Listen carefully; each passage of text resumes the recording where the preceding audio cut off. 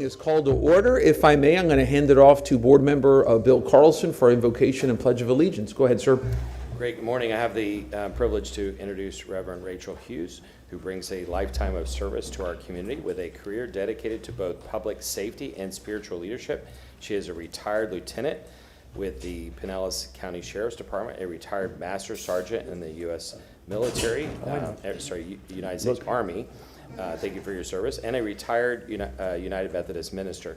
She continues her commitment to service as an ambassador for Dogs, Inc., alongside her service dog, Binder, and as a volunteer with the PACE Center for Girls. So please, everyone, stand for the invocation and for the Pledge of Allegiance. Good morning, everyone. Let us pray.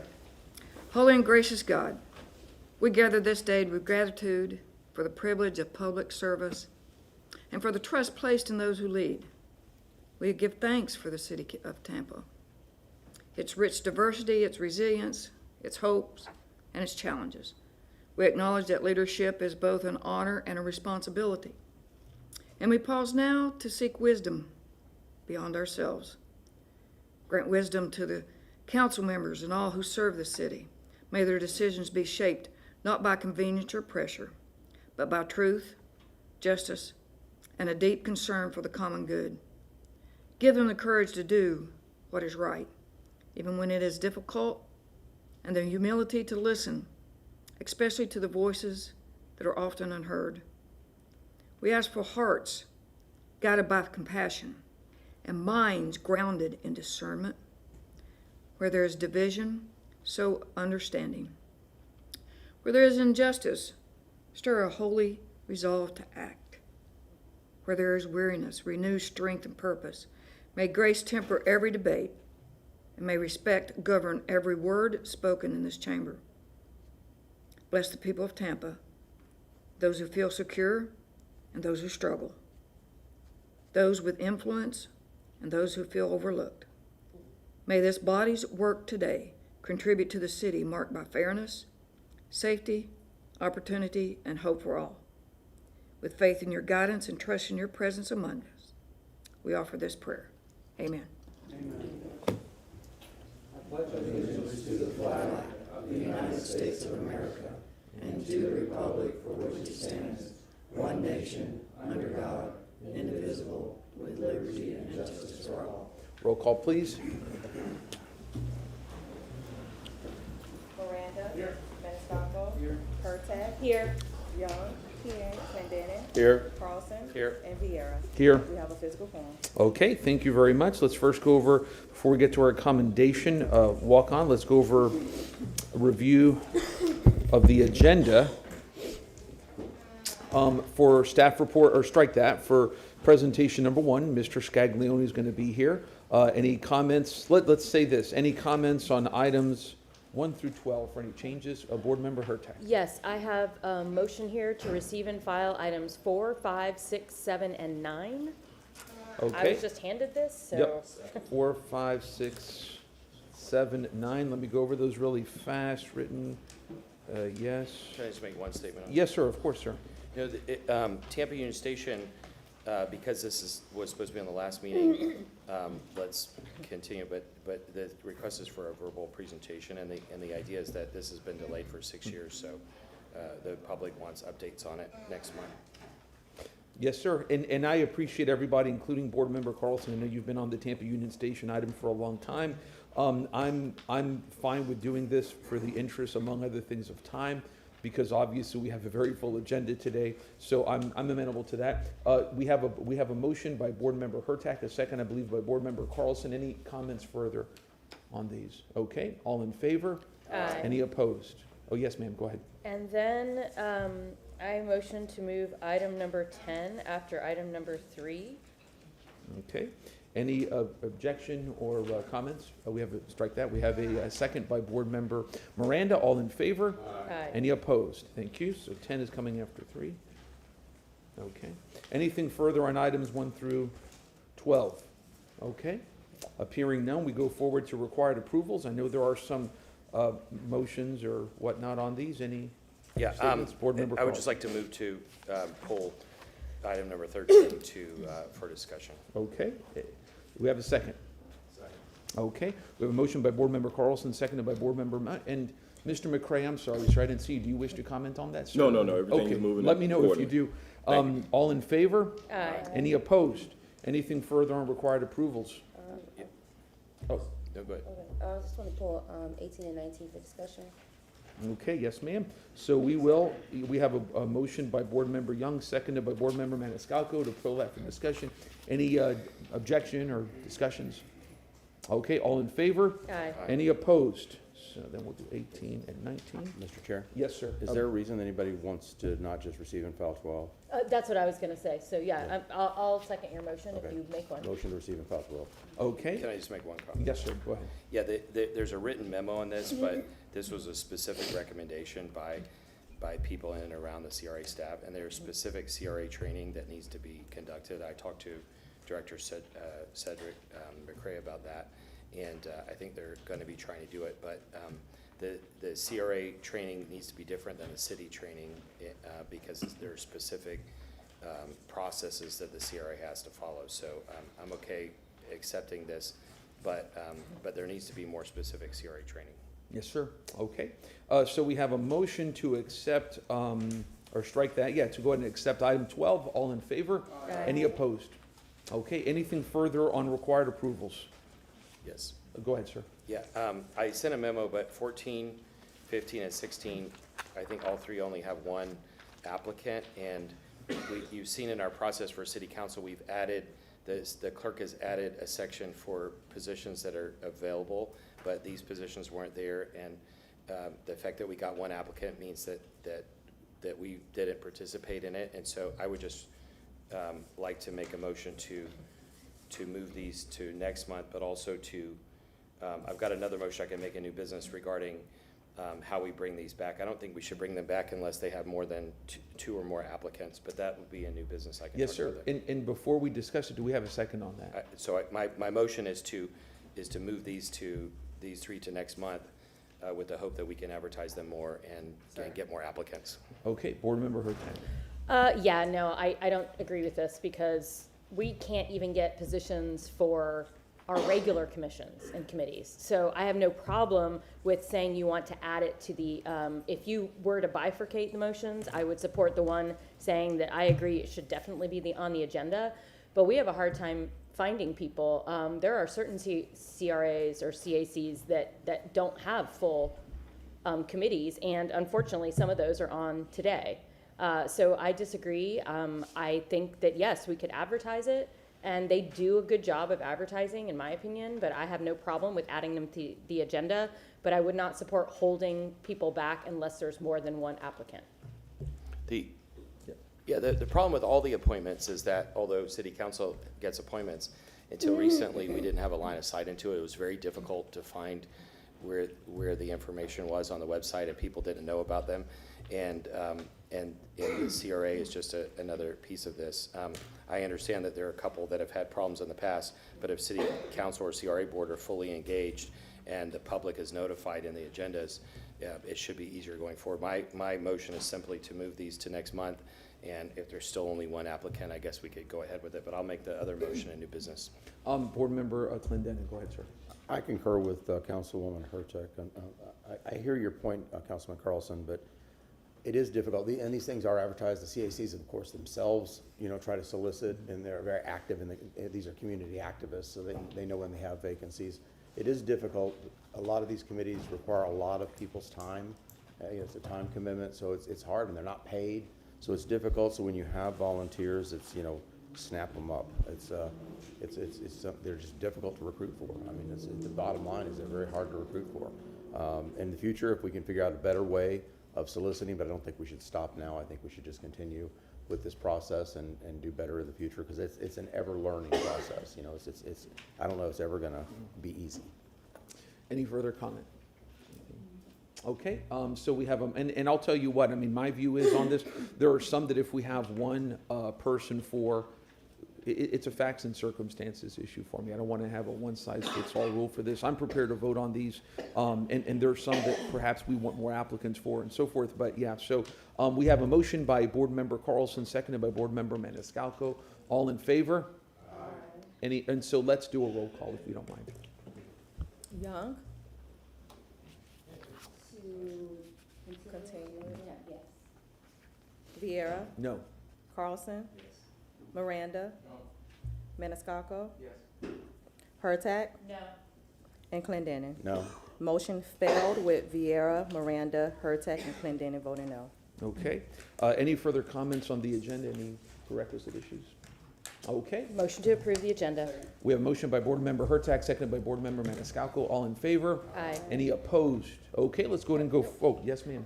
I motion to adopt the minutes of December 11th, 2025 CRA meeting. Yes, ma'am, thank you for that. We have a motion by Board Member Hurtak, seconded by Board Member Maniscalco. All in favor? Any opposed? Okay, anything else, folks?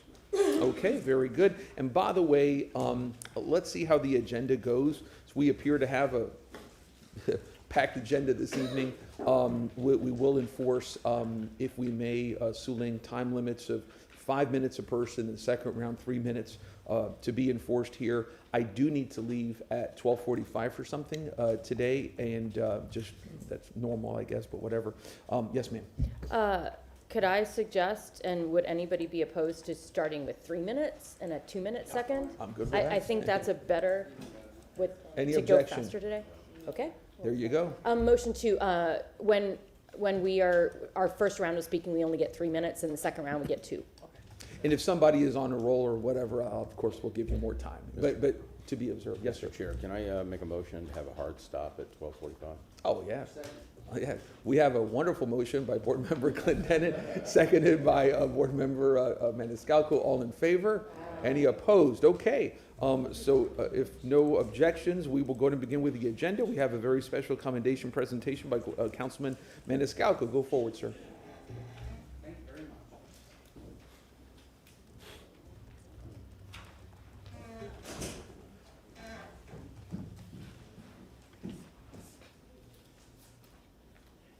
Come on, yeah. Good morning, CRA Board and members of the public. We have a lot of people here. We have NAACP, we have Buffalo Soldiers, we have members of the community, we have a lot of people. But why is today special? Is it because it's Black History Month? Yes. Is it because it's CRA and City Council tonight that we're also excited for? Yes. But it's because it's February 12th, 2026. But on February 12th, 1909, the NAACP was founded. So we're lucky that the calendar aligned, that the founding day aligns with the Thursday, so we can present this commendation. So with me, I have President Yvette Lewis and members of the local NAACP and beyond, because I think we have special guests from out of the county, no? The chairman, he just texted me, we had a crisis. Okay. at Nashville, so, yeah. So the Tampa City Council proudly recognizes February 12, 2026 as a day to honor the founding of the National Association for the Advancement of Colored People.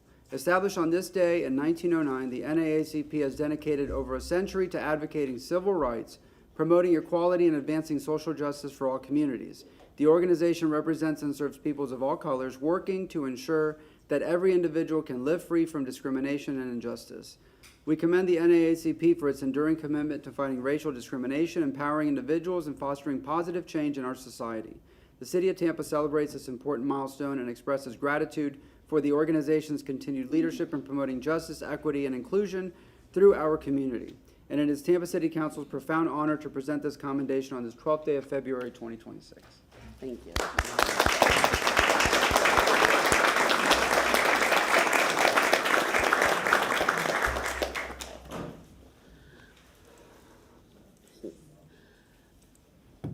Good morning, City Council.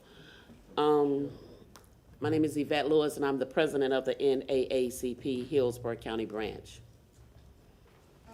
The largest, the oldest, the baddest, and the boldest, the most loved, the most hated, the most feared and revered, the most cussed and the most discussed civil rights organization there is in America.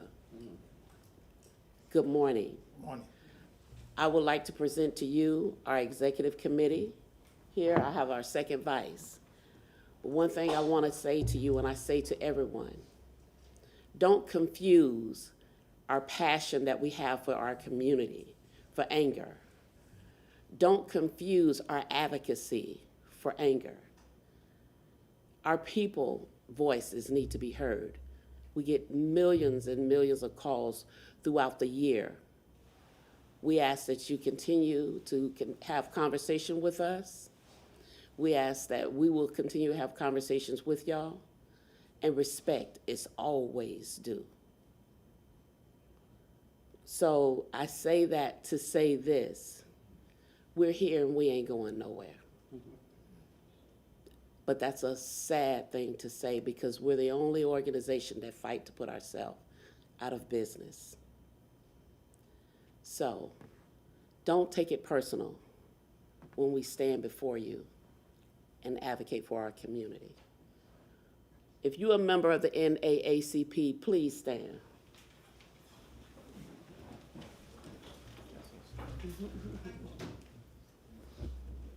This is what power looks like. This is us. Thank you.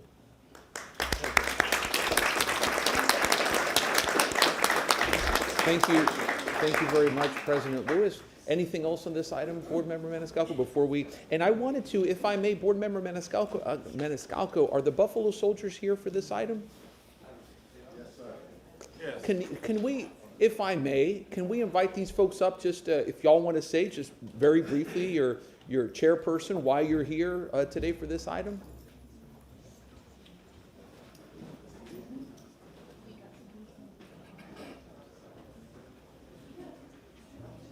And we'll let council members speak after these folks are done.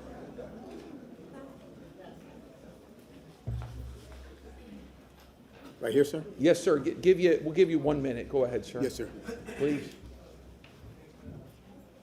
Go ahead, sir, and state your name if you don't mind, sir. Yes, my name is Donald D. Rock Williams. I'm the president of the Tampa chapter. This is the secretary. Mm-hmm. This is my vice president. This is 8 Count Tony Moore. This is Double D Austin. Mm-hmm. We are the Buffalo Soldiers Motorcycle Club Tampa chapter, here to support the community in any way that we can. We're here to show that we are here for the community. We are here to support the community in any possible way that we can. And we just want to let everybody know that we are here. Thank you, sir.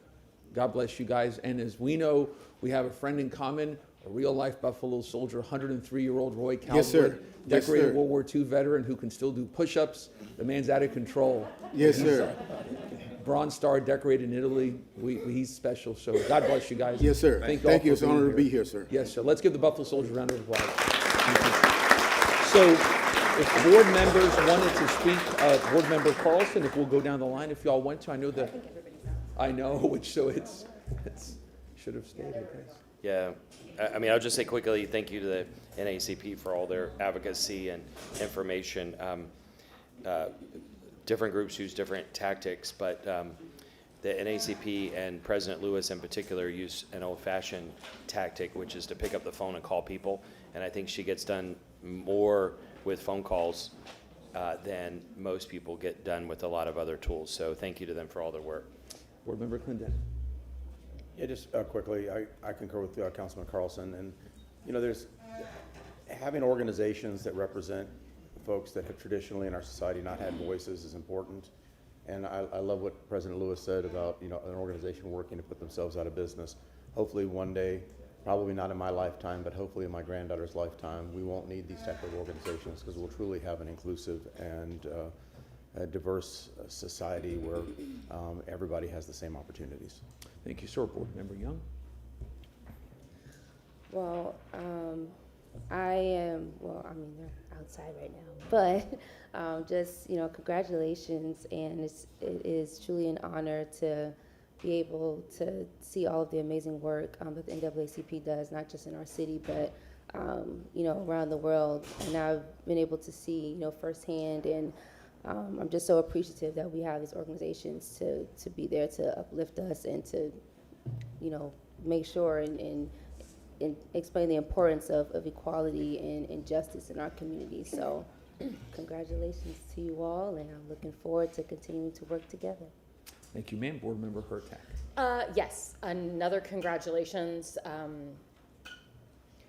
It is important to have advocates pretty much in any part of our city, and so I thank the NAACP for always being an advocate and encourage more folks to join and to create their own communities as well. More advocates, the better. That's how our city gets better. Thank you. Board Member Miranda. Thank you, Mr. Chairman. I can say congratulations to NAACP. Also, the Buffalo Soldiers are very instrumental in helping people in West Tampa. When there was a new forming club called the West Tampa King and Queen Association, they were the ones that really helped give them a ride in the parade and everything else, because people in West Tampa didn't have anything to get a ride on, and the Buffalo Soldiers picked them up and treated them like they were one of their own. I want to thank them clearly for all the people in West Tampa for what they've done. Thank you. So, and Board Member Maniscalco, I don't think you have to anything further, I would imagine. Thank you. So, yeah, no, and I know they're not here, but obviously, thank you, Board Member Maniscalco, for bringing this forward. Founders Day, very important. And here in Tampa, Florida, remember names like Harry T. and Harriet Moore. And here in Tampa, Robert Saunders, and the NAACP is needed more today than in any time in modern history in our country, I believe. So thank you for that, Board Member Maniscalco. Okay, next we will go to public comment. And Attorney Shepard, top of the morning, sir. Good How morning. are you, sir? If you have a comment, yes, sir. Fantastic. I will get right into it. Members of the public are allowed a reasonable opportunity at the beginning of the CRA meeting to address any item on the agenda before the CRA takes official action on an item. However, a 3-minute time limit applies to all speakers providing public comment unless such time frame is modified by a vote of the CRA board. Speakers and members of the public are also reminded that they are to refrain from disruptive behavior, including making vulgar or threatening remarks, or making or causing disruptive noises or sounds, or displaying signs or graphics. Speakers are also reminded to refrain from launching personal attacks. The chair will rule out of order any person who speaks without being recognized or attempts to address the CRA from outside the speaker area at the podium.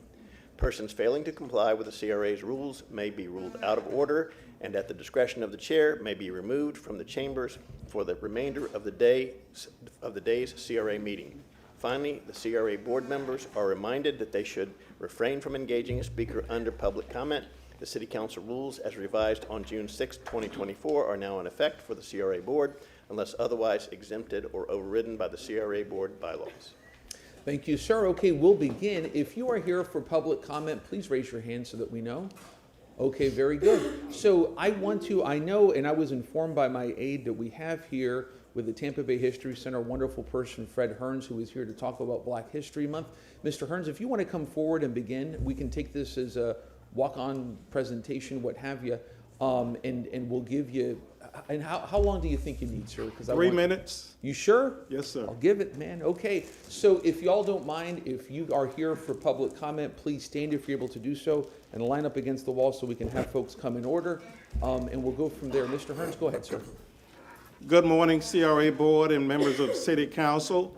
Happy Black History Month. It seems that a lot of special things happen on February 12th. We know that this is, first of all, Abraham Lincoln's birthday. Other than the obvious, Abraham Lincoln has a lot to do with Black History Month. 100 years ago, this year, 1926, Dr. Carter G. Woodson decided that there should be a special time each year when we celebrate the achievements and aspirations of Black people. Thus was launched Negro History Week in 1926. That's what we celebrated when I was in junior high school. 1976, President Gerald Ford declared the entire month of February should be celebrated for this purpose. And so then we had Black History Month. So this is 50 years of celebrating Black History Month. At the Tampa Bay History Center, this is our 5th annual Black History Month reception. I did circulate these flyers last week. I wasn't able to be here last week, but again this morning, hopefully you received yours. We are celebrating this year the Florida Sentinel Bulletin newspaper. I'm sure you're all familiar with the outstanding contributions of the Sentinel. This is their 80th celebration of being in business. And so on Friday, February 27th, doors open at 5 p.m. at Tampa's Black History Museum, 1213 Central Avenue, right across from Perry Harvey Park. We're going to be celebrating Black History Month with this reception. We have the Donde Dule African dancers and drummers coming from Clearwater to give us a taste of what West African celebrations were all about. You're all invited. Tickets are going pretty fast, though, so if you'd like to attend, please go to our website, tampabayhistorycenter.org. We also want to salute our major sponsor, the Tampa Housing Authority. None of this would be happening at the Black History Museum without the support of the Tampa Housing Authority, an amazing community partner. The other thing we want to mention is that throughout the month, we're all over this community giving talks, visiting schools, sharing the message that Black history is American history. We know that you agree with that, and thank you so much for allowing me to speak. We have a very special presentation coming up at McFarland Park. I don't have time to talk about it, but some of you, I think, are familiar with it, and I know that Councilman Vieira is very much involved in that project. Hopefully we'll see you there, and hopefully we'll see you on February 27th at Tampa's Black History Museum. Thank you so much for allowing me to speak. Thank you, sir. We appreciate you very much. God bless you. Thank you, sir. Next, Valerie, go ahead, ma'am. Hi, my name is Valerie Bullock from Ponce Leon in College Hill. I want to celebrate Black History Month, and I am Black History. I integrated Edison Elementary School in 1969. We were staying in College Hill Project. I had went to black schools all my life. College Hill Elementary School for 1st and 2nd grade. My teacher was my role model. She knew my grandmother, my mother. All she had to do is holler across the fence. Valerie cutting up, they'll come, and I get back to learning. But when I got integrated into Edison, it was very, very traumatizing. Everything that I had knew from a little girl growing up, looking at my teacher, and had that sense of community, and she was my role model right up under God. That's just how I had them put her. And when I went to Edison, it was totally different. It was a culture shock, and it took a minute for me to get used to it, but I did get used to it and kept continuing learning. I know a lot of time we talk about Black history. Let's talk about from 1968. Let's talk about 1700s. But some of us are living Black history right now. And the ball is moving, but it's moving very slow. But we have to keep pushing, and hopefully one day, like Alan said, the NAACP and other groups would not be needed. It'll be equity for all, and diversity will be something that's welcome, and we learn from each other and embrace each other. Now to the agenda. Number 10, I think we all need to keep the spending cap on the CRA, because I've said it before and I say it again. The CRA is being used as a slush fund. The very residents who've been in the neighborhood 30, 40, and 50 years, we get very little of that money, if any. And the money that we do get, it comes with stipulations. Fact, a new owner that move into the neighborhood, they get CRA funding, and they lien is just for 5 years, up to $100,000. I've been in the neighborhood all my life. I get $100,000 for my house, and guess what? It's for 30 years. We need to solve that problem. And number 15 on the agenda, Diane Ziegler need to get off of the CRA board. She's very racist. She did a racist rant on Facebook. I just zoomed it to everybody. I emailed it to all of you all. She need to be removed from the CRA board. She's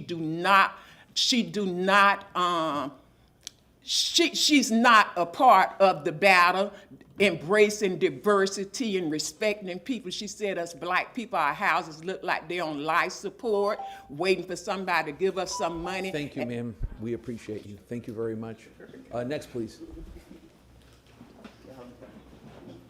Good morning, City Council. My name is Ronald Gibson, and I would like to have the interest with y'all to open up a nonprofit program where I am helping the youth, the young adults, as well as the homeless, because I'm tired of seeing the District 5 looking the way it's looking, and I feel with the energy, kinetic energy that I have to implement certain programs. I have my fiance here.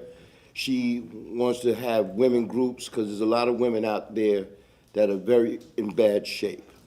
And I feel that it's needed. The help is needed. I'm willing to give whatever I have to give in order to see the life changes and a lot of young people that are out here starving mentally as well as physically because they have no one there to give them an air full of positivity, hope.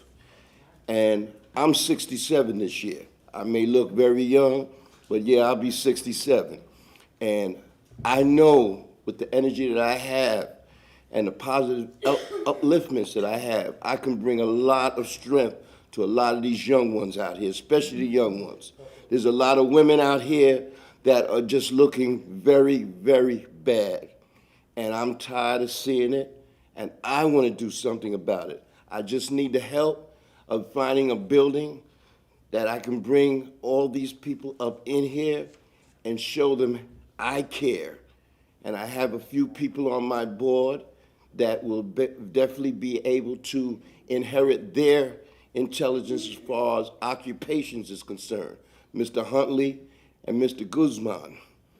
And we are here, and I'm here to develop this strength to build up the community. In other words, a community redevelopment with everyone that is sitting out here homeless, on drugs, because there's beautiful talent out there, and I see it. All they need is that guidance, that help, and I would like to do that because I know I have the energy to fulfill everyone's hopes and promises. They just need that hand that's going to uplift them. And with the help of someone, of y'all giving me some type of building that I can fund this out, believe me, you will not be ashamed of my growth and development because I know I can do it. I did it in New York. I'm from New York. Okay, I have trainers. I'm a boxing trainer and a personal trainer. If there's anyone that I can help with that, as far as developing their body, I'm a doctor. I'm a doctor in the gym. And I have helped a lot of people, and now it's time that I need to clean this community up, especially District 5. Thank you, sir. We appreciate you. Thank you very much, and I'm glad y'all listened to me. Yes, sir. Thank you, sir. Next, please. Go ahead, sir.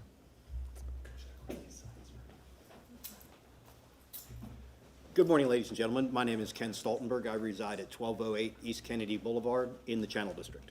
I'm here to speak on item CM 25-13762, which is a council-initiated text amendment. And I'll read from a memo, and then I'll put it on the screen for you, from Mrs. Feely. And this is what Councilman Carlson and Henderson asked staff to consider. Consider adopting the land development, entitlement, and approval process as presently practiced in the Central Business District and have that process apply to the Channel District, as well as consider adopting the height and density limits presently applicable in the Central Business District to the Channel District. That motion was carried unanimously. Here's the memo. It's highlighted there for you. And my executive assistant, Karen, is going to email this to everybody, so you'll have it. This is the text amendment, which is presently scheduled to go to the Planning Commission on the 9th of March. It does take out the 175 feet height limit, and it does make the FAR in the Channel District 10.5, which it presently is already because you all approved a privately sponsored text amendment by me last year. What it does not do, it does not have the Channel District have the same density and, as importantly, the approval process as the Central Business District. That is what you asked staff to do. In reading this, it doesn't do that. I understand that staff is discussing taking those two things and putting them in the general code rewrite, which is going on now. The code hasn't been rewritten since the mid-'80s. That's 40 years. Let me just give you an idea of what that was. 40 years ago, I was playing offensive guard and defensive tackle for the AI DuPont Tigers. That's how long it's been. That's going to take a long time. They may have gotten input from the different neighborhoods, but they've also got to get buy-in from them. That could take years, and maybe it should. So I would respectfully request that you ask staff to add those two items back into this text amendment specifically so it can be transmitted to the Planning Commission on March 9th.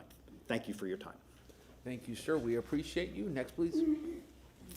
And again, if you're here for public comment and you're able to do so, please line up against the wall so that we can know time-wise and whatnot. Go ahead, sir. My name is Marty Green.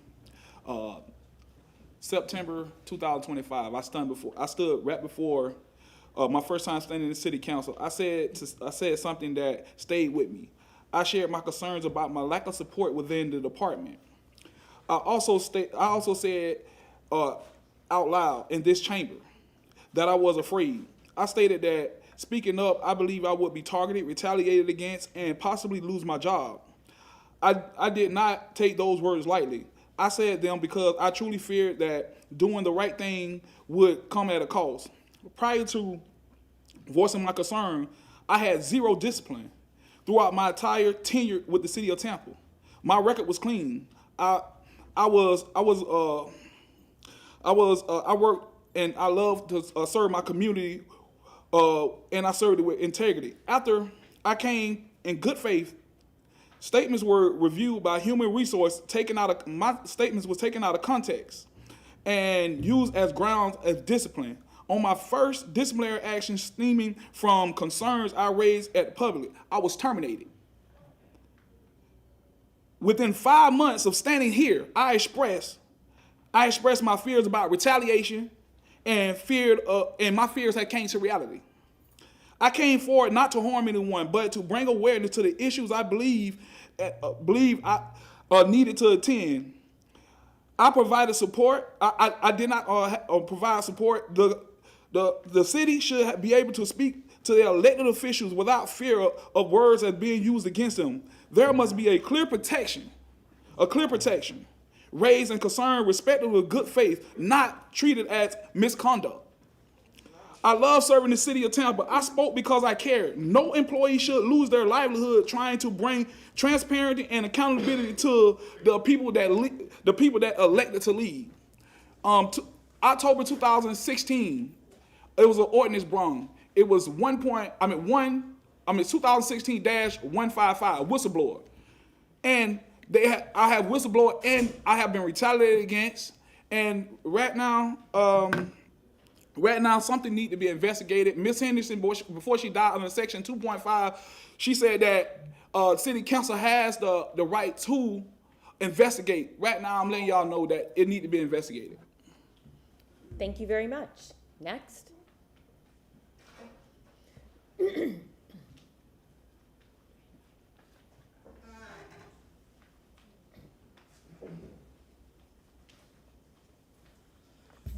Good morning, Allison Hewitt, East Tampa resident. A couple of items in the director's report we have the performance measures that are now mandated by state statute.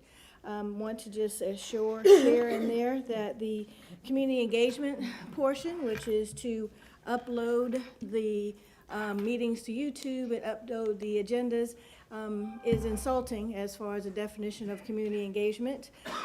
As you mentioned, Councilwoman Hurtek, that it's hard to get folks to apply to these positions. A community engagement performance measure, which is doing your basic job, is uploading YouTube, is not community engagement. In my memo, I have given some suggestions for your consideration on what actually community engagement should be. Also in that performance measure, it had under quality of life for East Tampa, again, we have putting the fence around the cemetery and putting a memorial at the cemetery. Currently, East Tampa has a $25,600 AMI income. A quality of life is not helping them have to put a fence around a funeral, because again, a cemetery. Quality of life is about the people who are living there. It is the housing, it is the creating jobs, it is making sure that life is better. I do not think that that is an adequate performance measure for East Tampa, putting the fence around the cemetery. The next item, as I will be beating that dead horse, is the service agreement.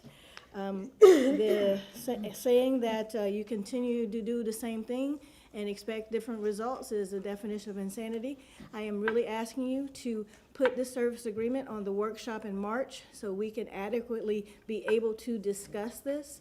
Because right now, what you are doing is, if you are hiring your lawn maintenance person, then that lawn maintenance person has given you their contract, told you when they're going to mow the lawn, if they're going to mow the lawn, if they might respond to you. Because we have items that are on this agenda that has taken 2 to 3 to 4 years to be able to move forward. This service agreement does not give you any authority to make anyone do any work. And with Councilman Carlson's suggestions for edits, there's not even been a comparison provided to you on why that's better or why that's not. That's not even been provided to the community. So I'm asking you to consider, put that on the workshop in March, and also if you would like to keep the same, that you allow East Tampa to get an independent, nonprofit or for-profit economic development agency. We only have 8 years. And we cannot continue to make sure that it takes 4 to 5 years to do an RFP, 4 to 5 years to get projects done.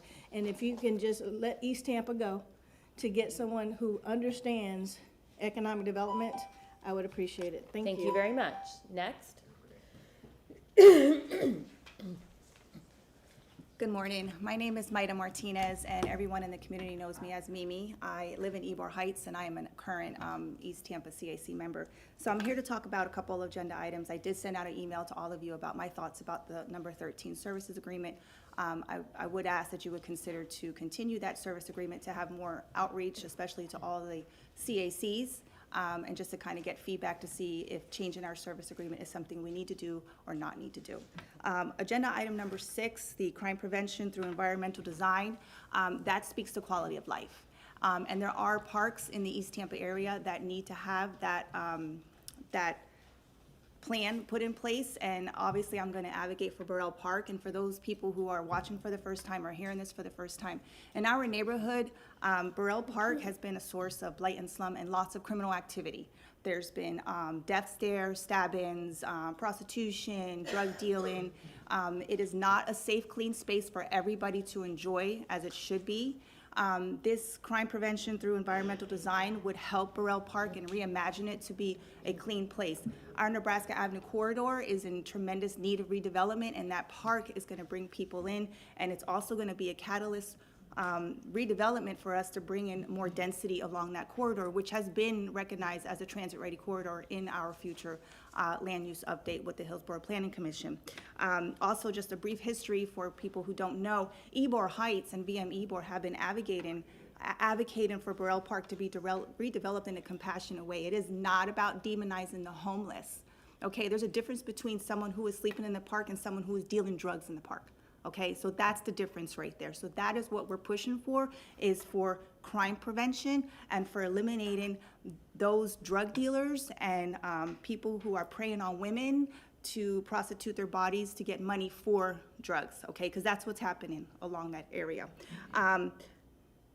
The future land use update for the transit-ready corridors, there were 8 that City Council had identified back in the August 2025 meeting. Out of 8 of those corridors, Hillsborough Avenue and Nebraska Avenue were the only 2 that were identified in our East Tampa CRP, the new one in 2025 that you guys are getting ready to adopt very soon. In our East Tampa CRP, the corridors that have been identified for neighborhood commercial corridors are 15th Street, 22nd Street, 29th Street, 34th Street, 40th Street. I would highly recommend that you reconsider putting those back into there. And then also for the Tampa Land Development Code update, there's one public engagement meeting that's on March 2nd. I would highly advocate that you have them present to the CACs, because those CRAs, we need those land development codes to help us redevelop. And the final one is number 21 for the facade grant. I'm all about supporting businesses in our area, but I will tell you firsthand that that business has not partnered with our neighborhood association, so I'm second guessing if they deserve the money. Thank you. Thank you very much. Next. Good morning, Keela McCaskill. I almost didn't make it, but just for that last one that she just mentioned, that grant agreement and the changes that it made, a lot of times you all put those requirements in place, particularly when I see people that receive assistance, whether it's owner-occupied rehab, one of your grants. You put it there because the quote is we don't want them to improve it and they sell it. Well, that particular business received the money, did nothing, they did nothing with it. Then they wanted to sell, then they couldn't sell, they couldn't afford it. Then they sold it to themselves, $4 million, and now they want to transfer the debt to the new owner. Well, if you put it in place, and most people don't have that workaround, because they don't have the money to pay for the resources to do a workaround, so that they don't have to pay for the grant. If you already sold it to yourself for $4 million, and now you want to transfer the debt to the new owner that's going to take occupancy, what's the purpose of having the grant with the requirement for you to pay it back in the first place? We gave you the money. You don't get to transfer it over to the new owner because you don't want to pay it back. You already raised your money. You all should second guess, just like she said. And like I said, I almost didn't make it today because the process was, I'm so tired of coming to talk to them about certain things in this community. Y'all see. Y'all not dumb. You can read, you can see what's happening. And if you can't, then that means you hadn't talked to enough people in that neighborhood that's paying taxes in that district. And so the reason is discouraging is because before I could even get up here, I watched that song and dance on when this council member said, hey, we only had one applicant, and then some of you said, well, they do a good job. We're talking about a staff that works for somebody else. They write their check. We're talking about a staff that thought that community engagement should say YouTube uploaded, and that's sufficient. Is that really acceptable to you as council members? You're paying them a lot of money, and all they could put for community engagement is put it on a YouTube? Chat GPT will give you a better definition to do something for community engagement than that. That's unacceptable. That's piss poor performance, in my opinion. And taxpayers deserve a lot better, particularly over in the poorest area of this city. They deserve better than somebody sitting up there saying, put it on YouTube. Y'all even on YouTube right now. We know YouTube is a way, but what else can you do? For the money that you're paying this staff, they are not adequate. That is just not sufficient for me. So number 10, Black History Month. Diane Kugler, whatever her name is. The half-baked apology letter was admission that she did something wrong. She's sitting on a board representing a community that is still, regardless of how many other people move in there, still 70% or more representing Black and brown people. Disrespect cannot be tolerated because you're making decisions for Black people. You don't even need to be on that board until you can show us that you can appreciate and make good decisions on behalf of all people in that community. And then her house filthy. But nevertheless, number 15 was the, what was that? Oh, 13. So thank you for pulling that. I'm glad you did that. And then the only other thing I wanted to talk about was that service agreement is very important. It's not all the time that all communities come together and say the same thing. We're not always on the same as VME board, E-board, but we all agreeing that you need to pull it and we need to have a community engagement. We appreciate you. Thank you very much. Next, please. Good morning. Happy Black History Month, Connie Burton. I've grown weary, tired of coming myself, but it's a necessary tired until all of the work is done. I want to support 100% the comments of Sister Allison Hewitt. The performance of East Tampa cannot merely be these nice glossy pictures that is put in performance magazines as that is the end all for our community. You cannot even hang your hat on Fair Oaks as saying that would be the crown jewel because it took so many years for us to get there. It is so many layers of work that need to be done in East Tampa that if people would listen. Once upon a time, we had the ability in East Tampa to determine who would sit on our boards, but that was taken away from us. That democratic process was stripped away from us, and then you guys became the ruler as to who would be appointed. I just want to tell you this about a little history that I thought was important for me this month, today. A 14-year-old child was abducted, murdered, and lynched. You know why? Because a 21-year-old woman lied on him. She lied and said that he had done and said things to her that was disrespectful, and she was believed. She was 21, she knew better. But she lived in Mississippi. She lived during a time when Black voices and Black folks, presently like we are having today, is kind of like moved about. They matters not. So little Emmett Till at 14 was murdered, and that woman was able to live 74 additional years because she died when she was 88 years old. Why is that important to me?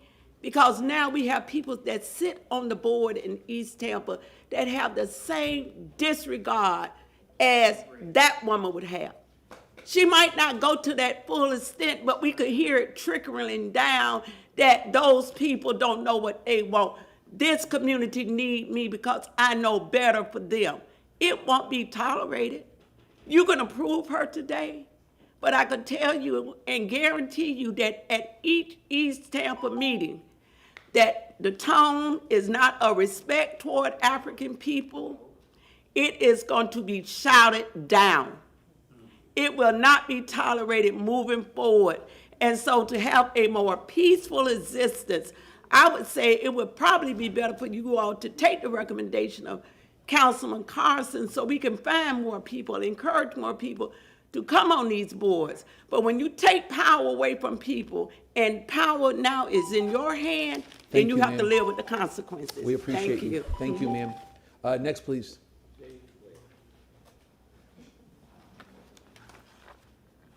Good morning, Chair, board members, CRA attorney.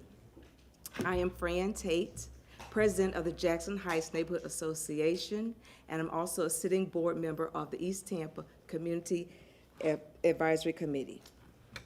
Happy Black History Month to all of you. I'm here to speak on agenda items number 6, 7, and 13. Number 6, not only should the CRA staff work with Detective Washington and his successful SEPTED program, I'd like to encourage all neighborhood associations, civic organizations, and community safety watch groups to do the same. Why? I found that SEPTED program to be highly successful. It was tried and true in Jackson Heights, and it worked. Also in Live Oak Neighborhood Association, very successful program. It worked really, really well in Live Oak Square.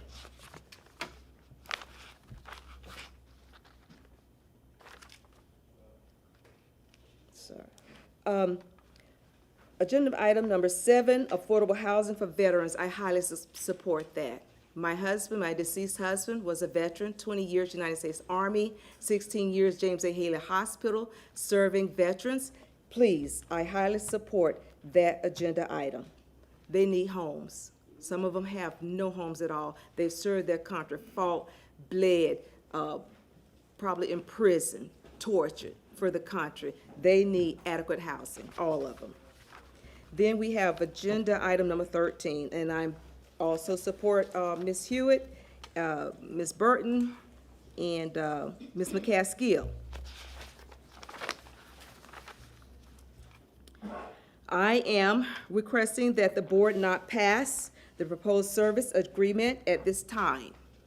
Instead, I'm requesting that this item be placed on the March CRA workshop agenda for discussion to allow adequate time for board members' dialogue, public input, consideration of administration structure, statutory authority, and long-term operational impacts. So please, remove that agenda item and place it in the workshop and allow community input, much more community input. Thank you. Have a blessed day. Thank you, ma'am. We appreciate you. Next, please. Good morning, Council. My name is Edward Felder, and I moved to Tampa in 1997. I was recruited by a small bank, which many of you may not know or may know, called Barnett Bank. At that time, I had the opportunity to fund hotels, shopping centers, apartment complexes. I love Tampa, and I love real estate. And in 2000, I met a young man who said he also loved real estate. This young man grew up in Suitcase City, graduated from Tampa high schools. Today, this young man is highly successful. He owns multiple trophy properties in downtown St. Pete in Tampa. Very quiet guy. Owns hotels, shopping centers, apartment complex. Remember, I just said, grew up in Suitcase City. What people like to say, the least of us. Today, he has acquired multiple properties throughout Tampa, in particular, East Tampa. 2 acres here, 3 acres here, 4 acres. Over the last few years, he's funded thousands of apartment complexes throughout the country, in particular California. Today, his passion is affordable housing. I've spoken to several people. There's one site right off of Nebraska and close to MLK that we recently acquired for millions of dollars cash. He can probably build 200 plus units. His passion is, I want to build just 120 units, right? So the people who require affordable housing can live with dignity and great products. Our only challenge is we're being told that there's no money for affordable housing. To me, I introduced my business partner for all these years and said, hey, let's do affordable housing. What do we do now when they said, we have the properties now, we're paying millions. We're looking at other sites throughout Tampa when they said we need affordable.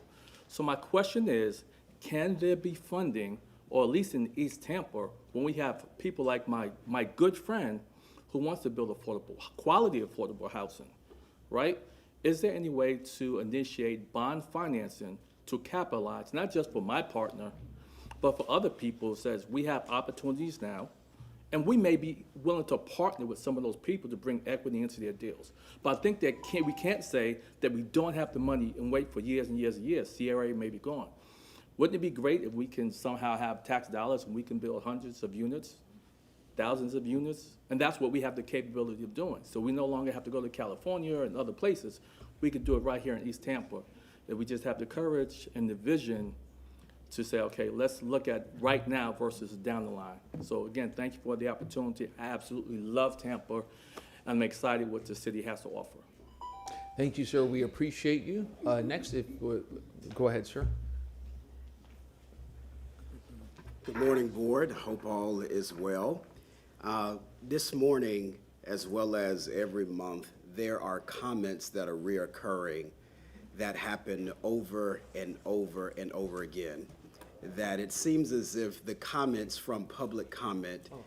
And I'm sorry, we all know your name, sir, but if I'm you don't sorry, mind, thank you. Jeffrey Johnson. Yes, sir. Thank Jeffrey you, sir. Johnson, Chair of the East Tampa CRA. Let me back up. Comments are reoccurring every month, and it seems that a great majority of the comments that come from public comment is centered around East Tampa. The lack of movement, the lack of action, the lack of resources. I do ask that the board would shift their trajectory.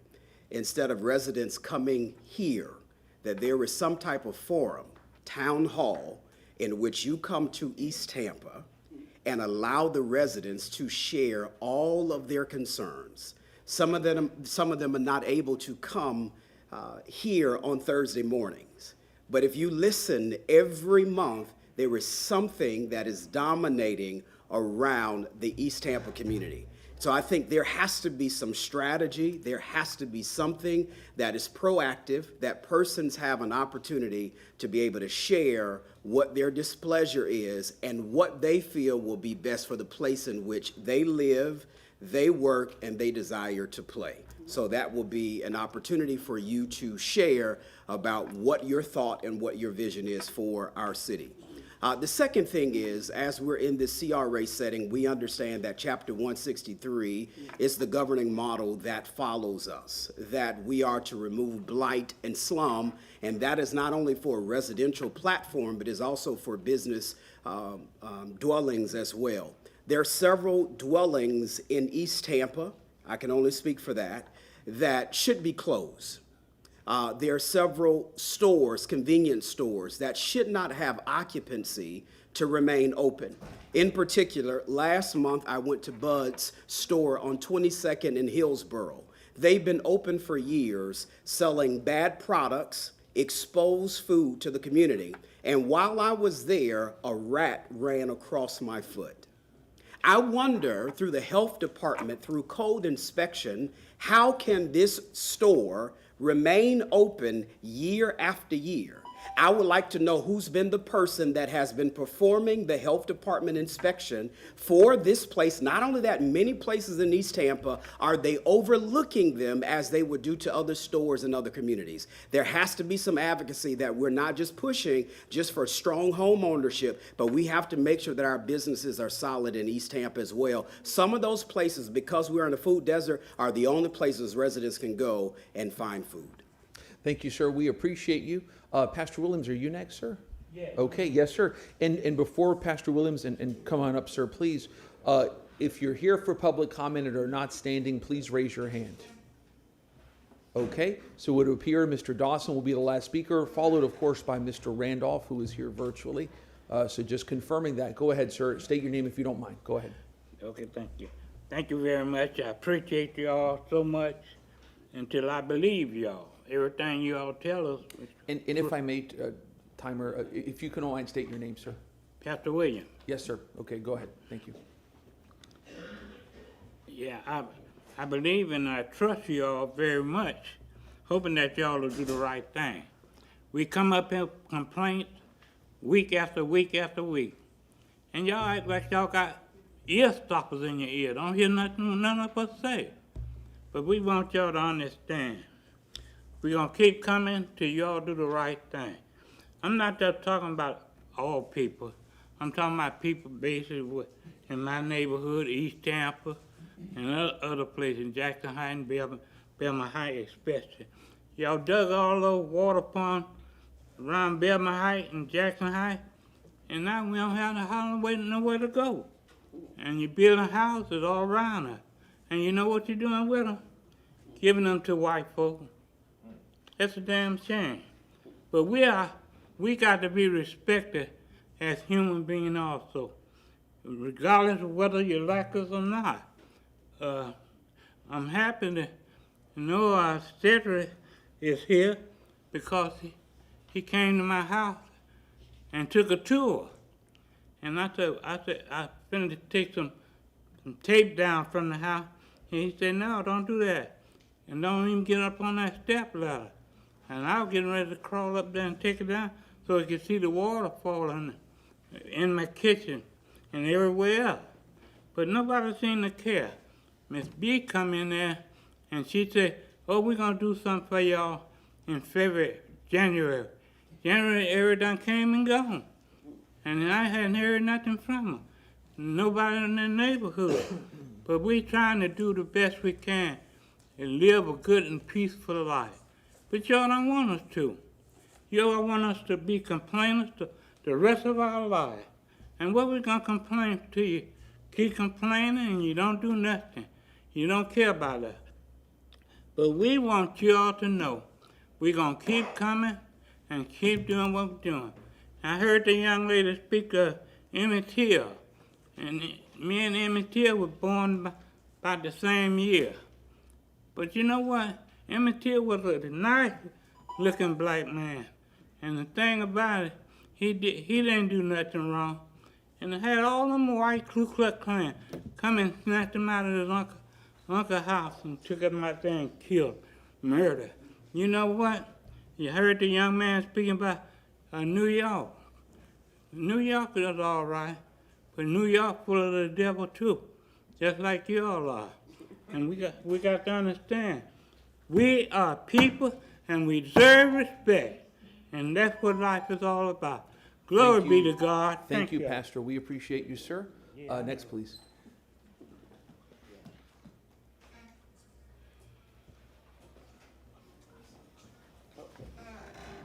Hello, my name is Ashley Morrow, and I'll be sharing Tampa's Black History.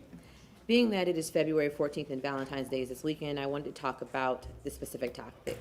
I want to begin briefly by explaining a story some of you may have heard, but perhaps without full context. And as many of us know, context matters in the South. William Ashley was an early Tampa settler. One of Tampa's main downtown corridors, Ashley Drive, is named after him. He is buried at Oaklawn Cemetery alongside an enslaved black woman, Nancy Ashley. Over time, their shared grave site has often been described as a love story between a white man and his formerly enslaved black woman. That is the version many people know, and there are 3 or 4 of the versions I've heard. That's why I dug into this. What the historical records actually show is more complicated. This is a muster roll for William Ashley. He was actually mustered into the 4th Infantry in New Orleans. We talked about Fort Pike being over there. That's where the black Seminoles and Seminoles were deported to. He is described as having sandy hair, blue eyes, light complexion. Again, he's in the 4th Infantry, and the 4th Infantry's business in Florida was to come and deport the black Seminoles and Seminoles from Florida. But he lands here in Tampa and becomes a clerk. It says it right here. It's very blurry, but it says. And I apologize. Yes. Stop the clock. Is somebody's music playing or am I? Okay, disregard. Okay, and that's fine. Yeah, I thought I heard something. Okay, go ahead, ma'am. Sorry about that. I apologize. Hold on. Muster roll. And I'll give you an extra 20 seconds. Okay. Muster roll. I did the muster roll. Okay. Sorry. Okay. Census records show William Ashley enslaved Nancy Ashley for decades. She appears in the 1850 and 1860 slave schedule as his property. I have not found records explaining how Nancy came into his possession. However, there are quite a few Nancys listed on the Negro Indian deportation list, so it was a popular name amongst black women during that time. In Notorious in the Neighborhood, historian Joshua Rothman explains that cross-racial relationships during that time under slavery were not rare, not romantic, and not evidence of equality. They were shaped by law, power, and survival, not consent. We do not hear Nancy's voice in the letters or any type of testimony, but we do have Nancy Ashley's will, which is not shared as often. And in her will, she leaves her things behind to Solomon Stanton and her niece or nieces. This is just a transcription of it. It went dead. But we do have her will. Her will is the only moment where Nancy appears in the archives speaking for herself. She deserves to be recognized not for being tied to her enslaver, but because she represents something more important. Nancy Ashley should be recognized as one of, if not the earliest preserved voice of black women in Tampa, the earliest known black woman to assert agency in a legal document, and one of the earliest examples of resistance against oppression. In her will, she leaves her things to Solomon Stanton, who was the trustee of one of the trustees of Beulah Baptist Church. She also leaves it to her nieces, which were also young girls of color. And I have more to say, but I need to just end and say, we need to fix this story. It is not a story of romance. It's a story of a woman that is trying to survive. Thank you. Thank you, ma'am. We appreciate you. Next, go ahead, sir, and then we'll hear from Mr. Randolph as our final speaker. Hey, what's going on? Chagret Dawson. I render my salute to the Buffalo Soldiers. My father's a Buffalo Soldier, and I'm a vet as well, and I just want my houses back. You know, sometimes it's not about a black thing or a white thing. It's just about being a dumbass thing. I got people of all shades and colors that are celebrating people who will take everything from you all when they got so much already. And we're celebrating these people. I'm confident that these roguish MFs, with their blind eye from y'all in your city, helped them take a lot of properties from people who had no wherewithal or economic ability to fight back. And unfortunately, I believe a lot of those people gave the totality of their life savings for those properties. And I'm saying the leadership in this state, the county, and this city was well aware of what was going on. I'm just one of those people who fought back. So, and also, you know, an advantage of being woke is you know how to pay attention. When you're woke, you look for the snakes in the grass. And when you're woke, you look for those things which may not necessarily be apparent, and you scrutinize everything. But you know, maybe your boy DeSantis has envisions of that 4th Infantry Division, but ain't nobody trying to live in a state where woke comes to die. See, not being woke at one time cost a lot of black folks their lives. You ended up being some kind of strange hanging fruit, and that's a shout out to Billie Holiday. I also want to say shout out to FAMU and the other HBCUs who stood up to not only this administration in this state, but the federal administration, because great people came from those great institutions. I got a daughter who's a doctor that came from one, and my aunt who thankfully isn't here so she can keep me off y'all's asses. Black folks and other folks got college degrees. We got all other kinds of accomplishments. So all this BS about DEI and affirmative action being some kind of way for us to get some unfair advantage. We have God's gifts that y'all ain't never gonna have. We talk about creativity, And I want to say something else. And just give me a little bit with this one. Niggas didn't start civilization, we did. You can go back as far as millions of years. In fact, don't even take Greg's word. Google it. Who were the first ones? It ain't no secret. So I'm gonna leave with this. Well, it is Valentine's Day, and maybe some people might want to look up what the real history of Valentine's Day is about. And Dr. Francis Quest Wilson said it. Some people can't get their fixations off of certain parts of us.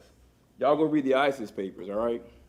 And as always in parting, shout out to the greatest institution of higher learning in the city of Tampa that had great educators, black, white, conservative, liberal, otherwise, the University of Thomas Jefferson High School.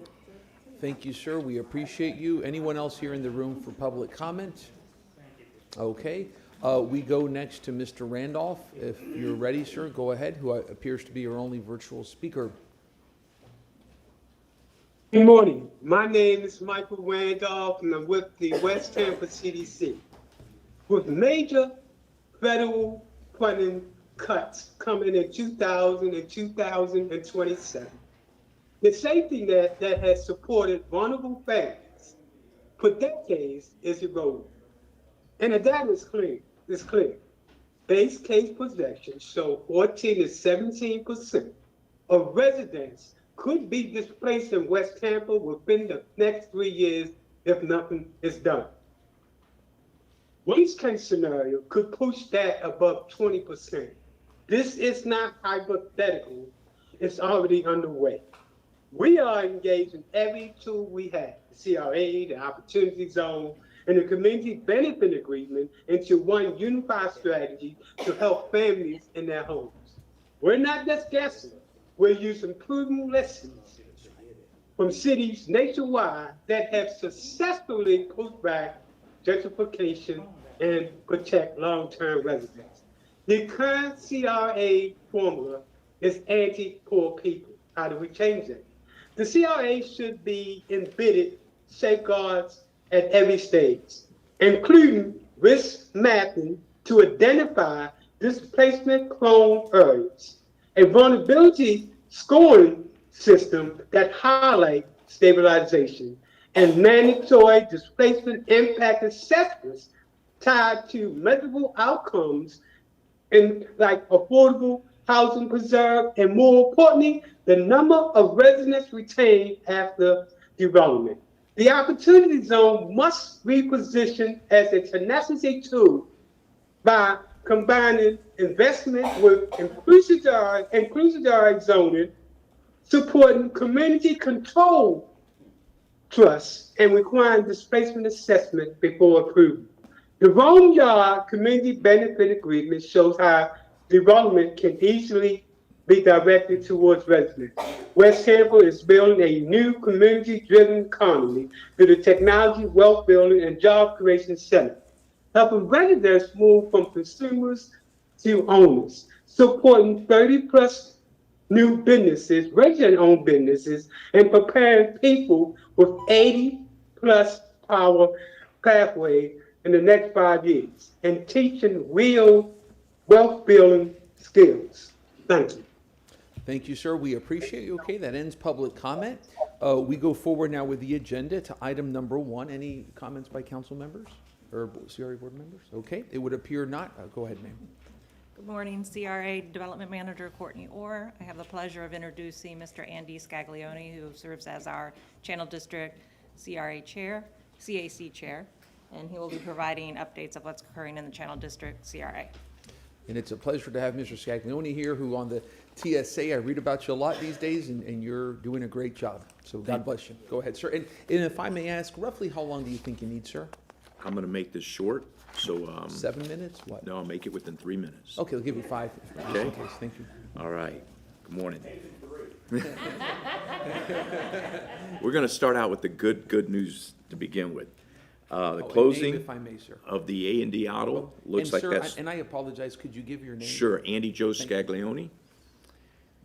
Again, real good news. Got news from real estate yesterday that the closing of the A&D Auto is scheduled for February 26th this month. The community is really excited about this. This is gonna, as I said, create a window off of Twigs that you don't even know that there's a park behind there. It's gonna expand a current park, so this is really, really gonna be fantastic, and very excited. As you know, my passion is not to have more buildings, it's to have more green area in Channelside. That's the one thing that we need. For the kids, for the animals, we need more green, okay? On the Washington Street Park renovations, we have developed a design-build scope of services, working with administration, and we'll be issuing a combine with the downtown. This way, we kind of get the economies of scale regarding the, to secure a larger firm by advertising the two together. 810 Channelside, very exciting. We just had a meeting on Wednesday, and great engagement of the community, good comments, and we had Collier's Engineer and Design there, and we had an engagement session of different options, and people posted notes on the boards. Very, very engaged, and there's going to be a good product coming out of that. Channelside District Improvements, Kimmons is working to close out on the Twig Street infrastructure. The two remaining pieces of Phase 1E on 12th Street and Phase D2 on Whiting Street. The East Whiting Street construction's on track. CRA staff is monitoring its progress. And then our next big one is North 12th Street construction will follow the completion of the East Whiting that is anticipated. On Channelside Drive and McCave Street infrastructure stormwater improvements, that is Kimmons will be making these improvements, and that's proceeding. Florida Aquarium, they have done a revision to their original scope of work. We've reviewed it and approved it, and very happy. They're great community partners. They show up to every CAC meeting. They give us a report. We couldn't ask for, they are our convention center, our performing arts of Channelside, the aquarium, and just doing some great things. And we had our wayfinding report, and that'll be forthcoming by API. And in closing, I'm just proud to be part of the CAC of Channelside. I've been involved in Channelside for 43 years. And we have a really, really engaged CAC group that members that y'all have appointed. Y'all did a good job on that. They show up to, I'd say, every meeting. Our attendance is in the 95%. Very professional, very sharp. So y'all appointed, thank you for appointing good people. We have a lot of productive fun every month. And we happen to enjoy a very good relationship with Miss Orr and Cedric. And they understand our philosophy. We don't want to meet to meet. There's no reason to meet. We're meeting to have execution our goals, and we hit our goals. To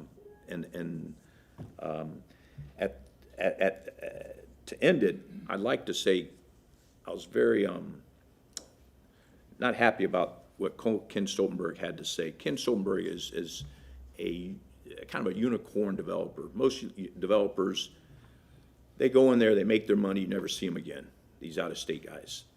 He has not only lives in the district since he did his first project, has done some beautiful projects in Channelside, has opened up businesses in the Channelside, and I would request that this issue regarding, that he mentioned, the deadline on March 9th, y'all voted for it, it was unanimous, and nothing has been slow, it hasn't been executed, okay?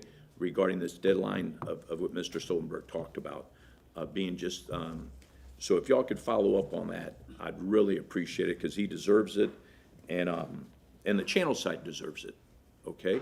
Thank God he's on top of this. He comes to every CAC meeting. Again, he's not the typical developer. Thank you, Thank sir. you very much. Anything else, sir? No, I'd just like you to follow up on Mr. Stoltenberg's, it's a March 9th deadline, so I don't want it to pass. And y'all voted for this, so it just hasn't been executed from, Thank you, Okay. sir. And I know I see lights on by Board Member Miranda. I'm sorry, okay, Board Member Hurtak, go ahead, anybody else? Yes, Go ahead. thank you. So I remember one of my very first votes was for the parcel on Washington for the park, and it's been almost 4 years now. So what is what took so long? And I mean, I'm thrilled it's going forward, but just like, what was the holdup? On Washington, we had a previous CRA director, and he had this vision that we would have a multi-story park. It was going to cost a fortune. It wasn't feasible. I mean, it was a good idea. I mean, I always like great ideas, and we went down kind of that rabbit hole and pulled it back. Okay. What we're going to end up with is going to be really, really nice. But and I'm glad we explored it. You know, you don't know until you explore things. Okay. But that kind of got us off track. And it was a positive. You know, at the end of the day, it was positive that at least we explored that. Okay, I was just curious. I No. just wanted to make sure there wasn't any, but it's also interesting to know how things can get derailed. So thank you very much. Appreciate that. Anyone else? Yes, sir. This is not on this topic, but I should have taken the opportunity after the public comment. I spoke to Mimi off the record outside, but the transit ready corridors, I want to remind everybody in the audience that the comp plan amendment is going to be transmitted to Tallahassee. It's going to come back to us. We are going to have an opportunity to insert additional corridors in that plan. So if you have feedback, February 7th, if you have feedback, there's plenty of time to provide that information to your members of city council or staff, and it'll be incorporated in. We was limited because at that point, really late at night, we just wanted to claim that nomenclature to ensure that it remained intact before it was transmitted. So, but we have lots of time to put more corridors in. Thank you, sir. Anything else, board members? Oh, yes, ma'am, go ahead. No, I'll just say thank you, Mr. Scaglione, for the great report, and you all being as part of District 5. So I'm happy to hear things are going well. So thank you. Thank you. Anything else? Yes, sir, go ahead. Yeah, just to the point that Mr. Scaglione and Mr. Stoltenberg made, when my colleagues know this, but just for anybody watching, when Channel District was created, Linda Salsena, Mr. Scaglione, and others envisioned it that it would step up at a lower elevation and go up, and what we've been trying to do for several years is to allow maximum density, because there are some 4-story buildings and then there are like 20-story buildings that were made as exceptions. It doesn't make sense to allow this hodgepodge now. It needs to be consistent, especially with Water Street expanding on the west side of Meridian. So I hope we'll be able to fix that.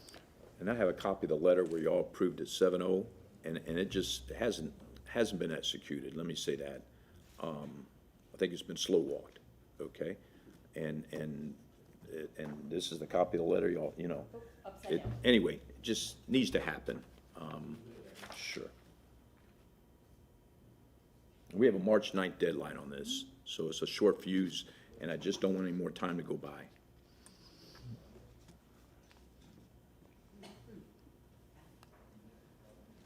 Thank you. Anything else, sir? Board Member Carlson? Could you maybe give a copy of that to the clerk? Absolutely. Mr. Stoltenberg said he was emailing it to everyone. Okay. Thank you. Anything else, anyone? Okay. Thank you. And we here know nothing about slow walking, so it never, I'm joking. You know, but again, sir, we appreciate your service on the many different places you serve. We appreciate you. Thank you. God bless you. Thank you, sir. Okay, next we go forward with item number 2, our director, Mr. McCray. Go ahead, sir. Good morning, members of the board. Cedric McCray, Tampa CRA director. As normal, monthly we provide our project reports related to the project tracker, commercial grants tracker, and residential tracker. And I'll pause for any questions that you all may have. Hearing none, requesting approval of the CRA performance goals. In 2024, the Florida legislature passed HB 713, which among other things required all special districts to adopt goals and objectives for each program activity undertaken by that particular district. And you all were provided with the draft at the prior to the January meeting and again this month. So just wanted to have discussion or seek approval to move forward. The draft has been posted on our website to meet the statutory requirements by December 1st. And we'll seek approval. Council members? Yes, ma'am. So we heard from the public today about some of these goals. So what I think would be great, I think we can approve them for today, but I do believe that the March 6th conversation, which by the way, it's not on our calendar, the workshop, it's not on the calendar, so I don't know if it's official yet, but the March 6th meeting we are supposed to have about, we're calling it It's commercial grants and housing grants conversation. but it's also supposed to be just kind of an overall CRA, what's the word I'm looking for? Not just a workshop. Yeah, I mean, it's supposed to be a CRA workshop on March 6th. I do believe we need to talk about this, and I do believe we also need to talk about the services agreement, which I will support again for today because it's over 6 months due and the state's going to get on us for that. But I do, if the community wants to talk about it, I think that March 6th workshop is the best place to do that. To reach out also maybe before that to get some feedback from each CRA in terms of or rather, from each CAC in terms of what kinds of goals they would like to set, realistic goals, maybe between 1 and 3 goals, just to see how it goes. I know this is a new requirement for the state, but I do believe that it's a good way to track what we're doing and the priorities of the CAC for the year. Yes.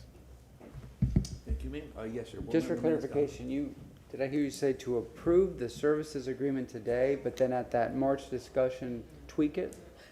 Yeah, to look forward. I mean, we've had this services agreement keep going, and Yeah. Unfortunately, the state at some point is going to slap our hands because it's over 6 months. Yeah, overdue. no, because I know Councilman, Yeah, Board I Member agree. Carlson had other things, and then Agreed. members of the public, but Mr. McCray, if we were to approve it today, we are not prohibited to making changes to it moving forward, is that correct? I'm thinking about making changes and really looking at it holistically for 2027. Okay, all right, thank you. Thank you. Anyone else? Yes, sir. Yeah, we can have the discussion about the contract later, but if we sign it today, we give all the power back to the administration. The argument, no, they don't because we haven't signed it. The most powerful position we have is when we don't sign it. The reason why it hasn't been approved is because it's been slow walked for a number of reasons, because they don't want it. The message that we have to do it for state sounds like an administration message, not a real message. If a state wants to come down and slap our hands, fine, let them do it. We have to do what the people want, not what the administration wants. We're in charge of this money. We're getting blamed for the slow walking and for the lack of performance, and we need to take control of our own CRA because the public believes that we're in control, but when the administration is actually controlling behind the scenes and slow walking things, it's making us look bad. It's causing conflict in the community. We've got to stop the conflict and divisiveness by taking control of our own CRA board. But the other thing is that 2-3 years ago, we had a strategic planning session where we also outlined a strategic plan that overrode all the districts, and it has very specific goals in there. I didn't see that reflected in the goals that were in here, and I understand that the state has very specific guidelines, but it needs to be reflective of the overall interest again of the community. We had like 100 people at several sessions where we heard from the public about what our goals should be, and then those should be reflected somewhere. I would rather have us discuss and approve those goals in whatever the workshop is going to be, and certainly I don't want to approve the services contract today. Once we approve it, we can propose to change it next month, but the administration doesn't have to agree to it. We as city council could approve it, but by charter, we can't override the mayor. The mayor has to agree to sign the contract. Then we'll have to wait till August, and then we'll be slow-rolled again for 6 more months, and we'll end up with no changes. And unless we change and adapt this, we're going to end up with the same comments and feedback we have from the community every week, every month, which is that nothing is happening. And we're getting blamed for things that we shouldn't get blamed for. If we take control of our own CRA, we'll be able to fix it. Thank you. Thank you, sir. Board Member Miranda. I can only speak for myself and all my 30-some years of public service. No mayor's ever asked me one way or the other how to vote on any damn thing, because I tell them to go you know where. But I've never had a conversation with any mayor in all my years of public service regarding CRA and how to handle it. In fact, back in the 70s, when it was started by Mayor Poe and the attorney, I think, was Mr. Williams, Henry Williams. And Mr. Williams wanted to put it under the mayor. And the mayor told Mr. Williams, no, sir, I have enough problems to handle, put that under the council. And that's how it ended up with us. That's all I know. Thank you, sir. Board Member Hurtak. Yes, I'm going to ask our attorney, Mr. Shepherd, could you speak to like whether or not we actually need to approve this services agreement, what it does, what the state, like. Yeah, I can, I didn't know we were on this agenda item, but yes, I can speak to it because I'm supposed to introduce it whenever we are. In a roundabout way, you're correct. And here's the roundabout way. Under 163, I shouldn't do statutory cites because people's eyes will glaze over. But trust me, there's a statute that requires that you have a state audit every year conducted for your CRA. And one of the findings that's required to be made in that state audit is that all of your expenditures of TIF are made in compliance with the rules about you can only spend TIF on these things. And we've talked about what some of those things are. So this doesn't fall into that category because clearly repaying administrative expenses and overhead expenses and the things that this agreement is supposed to do falls in that category. But the problem is the other thing auditors typically do, and I'm not an auditor and I didn't stay in the Holiday Inn Express, I stayed in the Hyatt, but what they typically want is backups for the expenditures you do make, and that's in the form of contracts. And because I serve as a counsel to the Citrus County Hospital Board, one of the things they got dinged in an audit for is not having adequate backups, ironically, for my contract. And so that is the reason why, in a roundabout way, having a contract to back up your reimbursements to the city of Tampa for the services you're getting is significant. Thank you. Thank you, sir. Okay, and Board Member Clinton, and Board, so let's do this. I'll go ahead and speak on it, but let's reserve everything for when the item actually comes up, because I think we're getting into the weeds. Since others have spoken, please. You sure? You sure, Board Member Carlson? No, just real fast, again, that's not a reason to approve. We're operating under the existing contract as is, so we can provide that in an audit. The fact that it's out of date, but we're operating on it is sufficient. Waiting another month to get a contract that puts us back in charge of our own CRA is a better choice.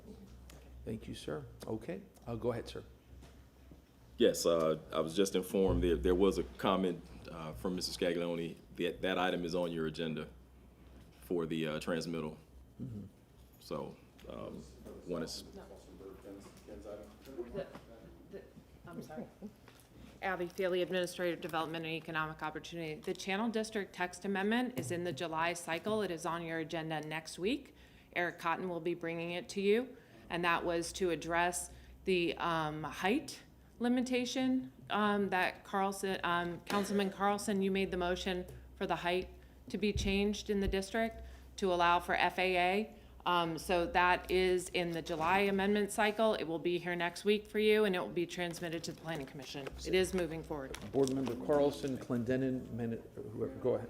But since Mr. Scaglione is still here, could he just ask you, if I may, could he just ask you if certain things are included, just so we can save a lot of time, since you guys are both here, if we could. So if I recall properly, we did it in two parts. The first part was to address the height right away, which was changing the use table with the dimensional regulations to bump it up, and then also to address the amendment that happened in the comp plan to allow for the 10.5 FAR, and then anything past that was getting rolled into the code update, so that we took the easiest pieces that needed the most attention first, and then the rest of it is in the code update.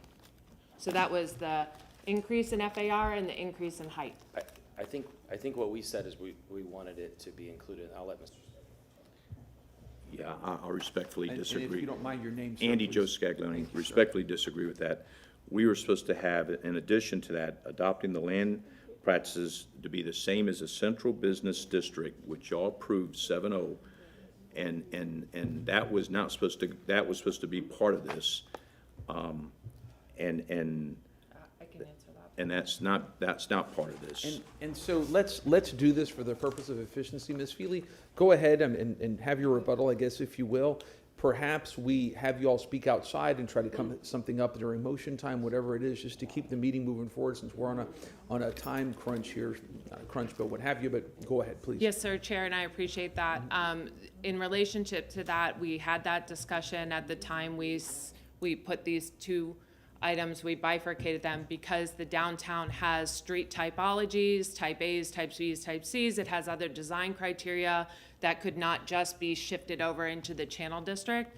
And that's why at that discussion, we talked about putting that second section into the code update to allow for then the streets to get typologies similar to the CBD and for those other standards to go into effect at that time. So we took the two pieces that needed to be handled right away, and then the other parts we talked about. And I recall being here and having that full discussion with you, and I'm happy to go back to that meeting and look directly at that discussion. Yes, ma'am, Board Member. In fact, I was going to ask for both Board parties to look at that meeting, because if I recall what happened, I think she's right, Mr. Carlson didn't bring that up sometime back, and we decided that the channel side should have the same height as downtown and so forth. But I think that the best thing to do is to go back to that meeting and review the record so that everything is clear between you two and everything should be hunky-dory. So, Ms. Feely, it seems that Ken's concern was the density issue. That is that in here? Yes, sir, it is. It was the two pieces that will be before you next week are the allowance of height of FAA, and then also increasing the FAR from the 3.5 to the 10.5. Yeah. So what was, because he brought what's missing? What's? Y'all, we need to get back to CRA. Yeah. Okay, can you, so y'all can talk outside about this? Okay. How about this, guys, which is maybe y'all two speak outside on it, see what, if anything, is in dispute, and then we can handle that during motion time? Minimal? Thank you, guys. Thank you very much. Go ahead, sir. Thank you. So what we were requesting, board members, was the approval of the CRA performance report and adoption. Okay, do we have a motion to that effect? I will make a motion to adopt with the idea that we are going to review the idea or what we would like in it for the future at the March 6th meeting, even if we just start with the beginning. Also, with the March 6th meeting, I'd like you to bring a plan for how you're going to talk to the different CACs about performance goals. So, okay, we have a motion by Board Member Hurtak, seconded by Board Member Maniscalco. Any discussion? Okay, all in favor? Aye. Aye. Any opposed? Okay, thank you. Continue, sir. All righty, next item. As we were talking about the workshop, we were initially supposed to have this conversation last month related to the March 6th workshop.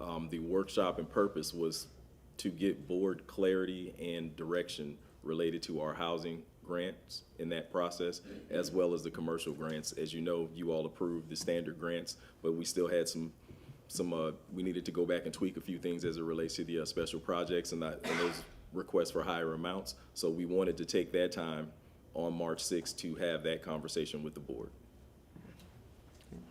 Any comments or responsive motions? Okay. Oh, yes, ma'am, please. Only that we add that and a bit of a conversation about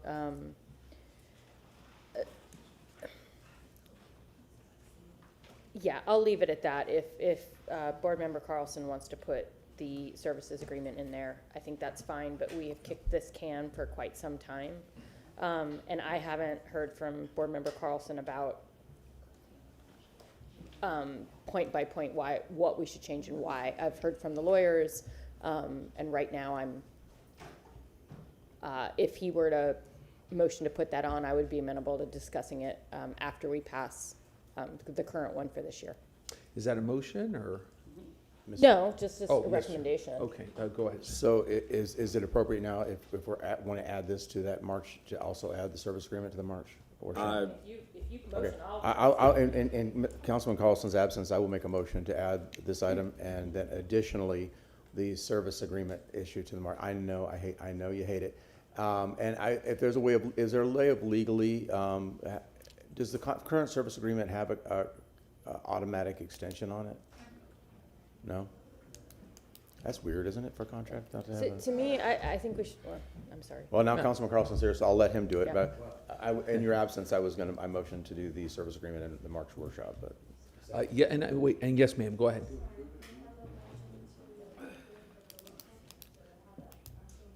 Okay, a motion was requested to create the workshop? Yes, and that's what I was trying to do. I make a motion to create the March 6th workshop on housing and commercial grants in the first section of the workshop.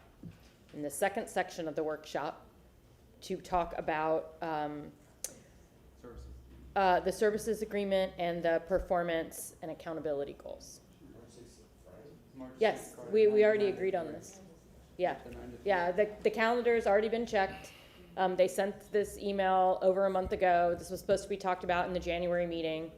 And then I believe Mr. Shepherd has something he wishes to say. Yeah, 9 a.m. Am I recognized? Yes, sir. Yeah, just basically, because I know what's coming up in the discussion on the grants, you're gonna need more than one workshop, because it's gonna take longer than that to get through it. So my suggestion is, I don't have a problem if we can get to it and get through it, but my suspicion is you're gonna need two. And, you know, I don't know if this is, we're now obviating item 13 or not, but if we are essentially deciding 13 now, and since I was asked to present it, I probably ought to at least tell you what item 13 is about. I think we ought to set up 6 first, right? I mean, the 6. So we were, Okay, so let's just go ahead and set up the 6th. So I will just say, we're going to set up, I make a motion to set up a March 6th workshop, I believe here in City Council chambers? No, that No. will be taking place at Hannah City At Center. Hannah City Center at Correct. 9 Council- a.m.? Correct, yes, ma'am. What is the estimated finishing time? We 3 set o'clock? aside between 9 a.m. to 3 p.m. Okay, so a full day. Okay. So we'll start with that, and then we can decide if we want to add other things, especially since it sounds like there'll be multiple workshops. Mr. Chair. So I have a motion. I object to it being held at Hannah City Center. I don't understand why we can't have it here or either downstairs. So in the conversations with the clerk's office as we were looking to schedule, the chambers was not available. But as we've always said, this is our house. Who's in it? Why can't we bump them? Because there were public notices, I believe there's hearings that are taking place, and it So was can we hold already it too downstairs? far ahead. I object to holding it at Hannah City Center. okay. I understand the administration wants to try to use that building, but this is where we meet. The public expects us to come here. And so we have, But we can hold it at a park. and go ahead, Board Member Carlson, you have the floor. Go ahead, continue. Okay, so we have a motion by Board Member Hurtak, seconded by Board Member Maniscalco. I want to clarify something. Does this continue item 13? No. Okay, okay, yep. So any further discussion on this? This is, I'll just clarify, this is just to have this workshop at Hannah City Center on March 6th from 9 to 3, focusing on the grants, for both residential and commercial, and that is all for now. Correct. Okay. Any discussion on the motion? Yes. I'm just going to vote no because I object to it being at Hannah City Center. Okay. And my calendar, I may not be able to go for the whole 9 to 3, something on my legal calendar, but I can make it to the vast majority of it would appear. All in favor? Aye. Any opposed? Nay. Okay, so we have Board Member Young and Board Member Carlson voting no, correct? Oh, I'm sorry. Okay, my bad. Okay, so there you go. Can you? Yes, ma'am, go ahead. Motion carries with Carlson voting no. Thank you. Okay, go ahead, sir. Next item, I just wanted to highlight that we will have our annual Tampa CRA CAC orientation taking place on March 6th at Hannah City Center, 4:30 p.m. to 7 p.m. March 9th, I'm sorry, March 9th. March 9th. Okay, anything else? Yes, and also to highlight that the Drew Park meeting schedule will be shifted starting April 1st. They will go back to the first Wednesday of the month. As you may recall, we did when I was serving in both roles, East Tampa and Drew Park, their meetings were at the same time, so we did shift those. So they will be going back to the first Wednesday of each month. The Drew Park CRA is going to start getting very busy. Yes. It would appear. So, yeah. Any questions or comments on it? Yes, sir. Mr. Chair, just for clarification on the record, I had that motion on the table but it's item 13. I just want to pause my motion until we hear item 13. Okay. Yes, sir. Thank you, sir. Continue, sir, if anything. That concludes my report. Okay. Any comments or concerns? Okay, great. Yes, ma'am. Go ahead.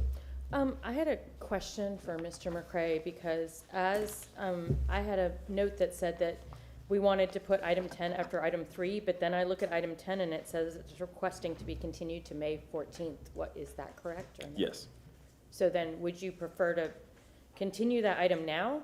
we can, yes. Okay. Move to continue 10 to May 14, 2026. We have a motion by Board Member Maniscalco, seconded, I believe, by Board Member Clendenin. Any discussion? All in favor? Aye. Any opposed? Okay. Thank you, CRA Board. Anything else, sir, for this item? Yes, we need to correct that.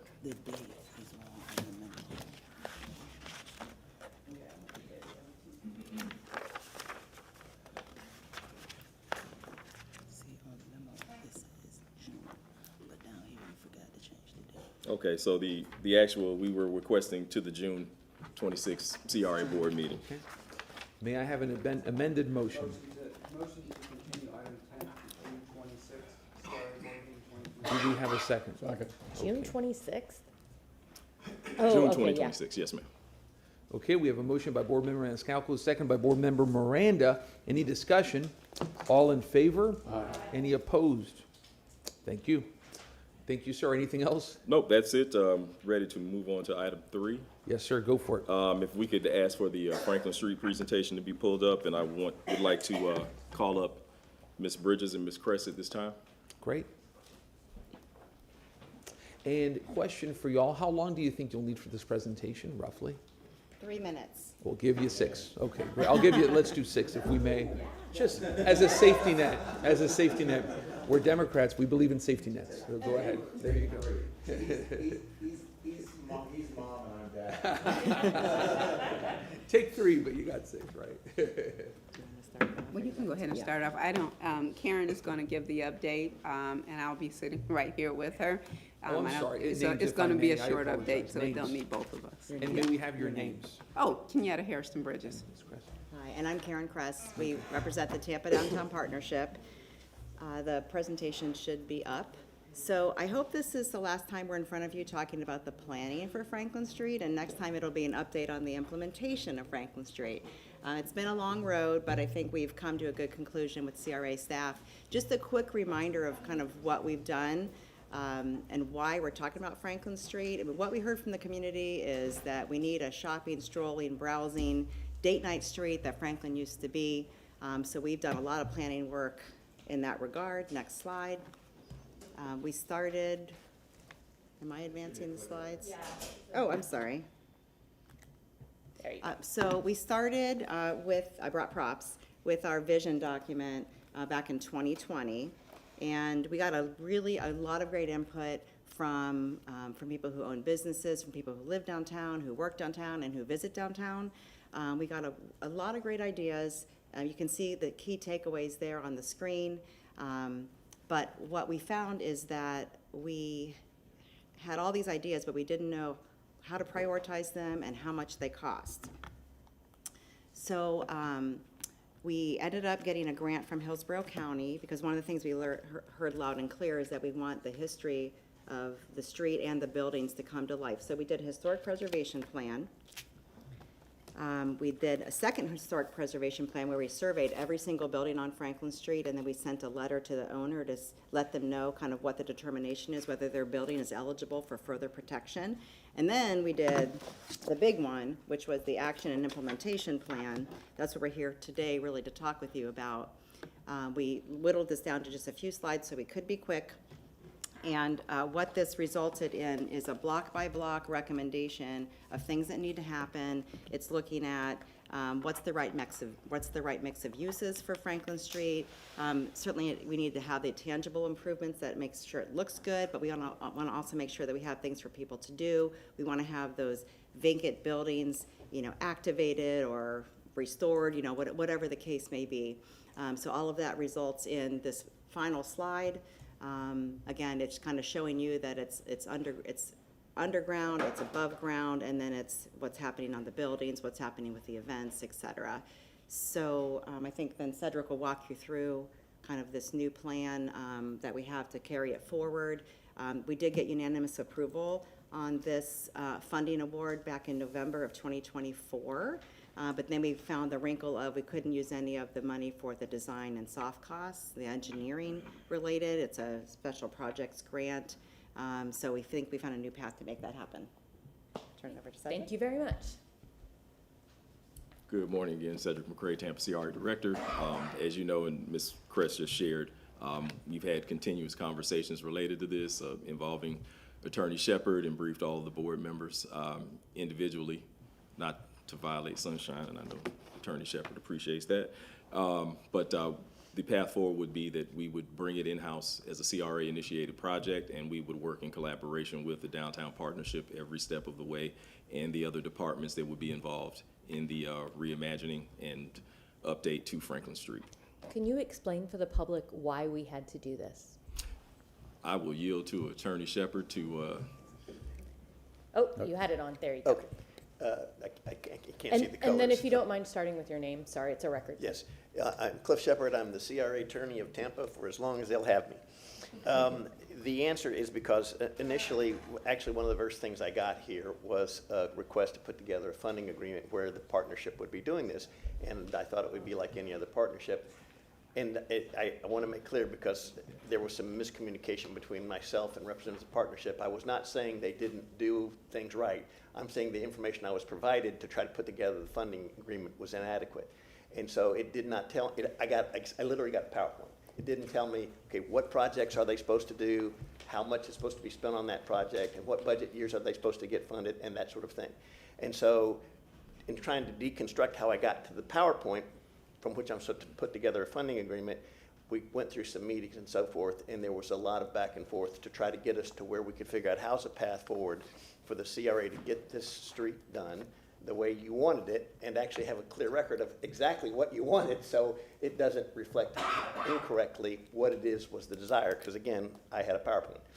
And so after lots of discussions, and I assume further discussions than I was involved in between the partnership and the CRA, the decision was made that if the CRA is sort of out in front of it, it can channel to the partnership the projects that it can do and is made to do, and also be responsible for directly controlling the money to them in a way that doesn't require, I think, and I don't know if this is Mr. McCray's point, a funding agreement. It may be that a funding agreement is still required. I haven't been told that. But it is primarily so if it's a CRA-led project, a lot of things that we are otherwise concerned with go away because we control where the money goes as we control the project. I think that's the answer. Okay. Am I close enough? That is correct. Okay. Okay. I saw Board Member Clendenin. I just need to make a motion first. associated with this item, so I can Oh, wait. okay, so Board Member Carlson. No, I just wanted to say thank you to Mr. Shepard and staff for navigating with with the Downtown Partnership. Sure. Okay. Did you want to say something before I make the motion? Two more things. Just wanted to highlight, we do have on the Elmo here as a part, these are all the partners that we will be working with related to the project and responsibilities. And then I'm just going to invite Ms. Martinez up on our team to just talk about the path forward very quickly. Kenyatta Harrison Virgin again. I just want to make one comment since we are on public record. While Attorney Shepard did receive a presentation early on, we did eventually send him a project description, a full narrative. So I just want to put that on public record that he did receive a project description from the Tampa Downtown Partnership. But we all agreed to the path moving forward. Thank you, ma'am. And I apologize, may we have your name again when you spoke? Yes, she said it. Kenyatta Hairston I Bridges. missed that, my bad. Thank you. It's easy to miss. It is. Because her name is so simple. Good morning. Melissa Martinez, I am the Safety Project Supervisor for the Tampa CRA. So moving forward, as a matter of fact, this is the draft for the RFQ, the request for qualifications, so we can get a design team on board and start working on this project. We're all been looking forward to try to start this project from, Karen and I have been working together for a while. And then we have already, the plan is just to, in the next 2 or 3 months, to have a design on board, probably have a design already in 6 months, and and the project should take about a year. So hopefully that'll work. Thank you, Do you ma'am. have any questions? Any questions? If not, we'll move to Board Member Carl, or strike that Clendenin for his motion. Well, before I do that, I'll make a statement. One, the downtown partnership is as geeky and happy and crazy about this as I am about streetcars. They've come to the table with a lot of passion on the Franklin Street renovation. I look forward to, before I leave this office, to have that same passion on Marion Street when we take that over and turn that into a corridor to be able to be an economic development opportunity for the downtown area of Tampa. So in conjunction to this, because of this realignment with the money at the CRA and with the CRA and the downtown partnership, I motion to realign the previously approved funding request under the Tampa CRA, which will work in close collaboration with the downtown partnership and other city departments to move the project forward. Second. Thank you very much. We have a motion by Board Member Clendenin, seconded by Board Member Miranda. Did you wish to say anything? I was sir? just going to say, Mr. Chairman, that this would revitalize area that's needed and would make Tampa another gold star, if you might call it, in the eyes of everyone in this whole country. Thank you. Anyone else? And I will say this, that this project is why I do, I mean, I've supported things like capping the downtown CRA and so forth, but ultimately the existence of a downtown CRA, it's because of things like this, because every modern, robust city does need a downtown with special emphasis, and that's what this does. And this is a good example of something that I do support strongly. So we have a motion, unless we have any further comments, by Board Member Clendenin, seconded by Board Member Miranda. All in favor? Aye. Any opposed? Okay, thank you. Thank you, guys. Appreciate you very much. And so next, it would appear, then, let's correct me if I'm wrong, board members, we're at number 8.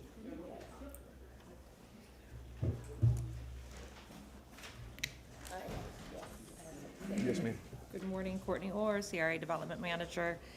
I'm presenting the Curtis Hixon Waterfront Special Projects Funding Request. The presentation was provided to you in November 2025. However, the CRA Board asked for more information from the Parks and Recreation Department and to return for an additional presentation. So we have Ted Fowler, Parks Director. Oh, here you are. I couldn't turn that And before far. we have Board Member Hurtak as a question, let me just find out, how long do y'all think you need for this presentation? Well, I want to continue this Oh. presentation, so it's gonna be short. Okay. So let's first do the motion. So I am, I'm happy that Parks is here to talk about this.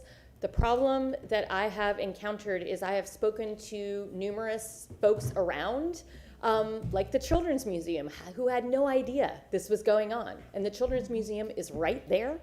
So I am going to ask that before you bring this back to us, that Parks and CRA go to all the surrounding businesses, folks in the area, and kind of talk to them about what the plan is. Because if we don't have buy-in, I mean, we have to have buy-in from the Children's Museum. They had no idea this was happening. So I don't want to spend any time on this until you go forward and talk to them, get some feedback. And this is what we talked about literally at the dog park. No, I can't go forward with this. We have to make sure that the museum is a part of this conversation. When the president and CEO tells me they don't know anything about it, University of Tampa, we need more conversation before I'm willing to touch $5 million.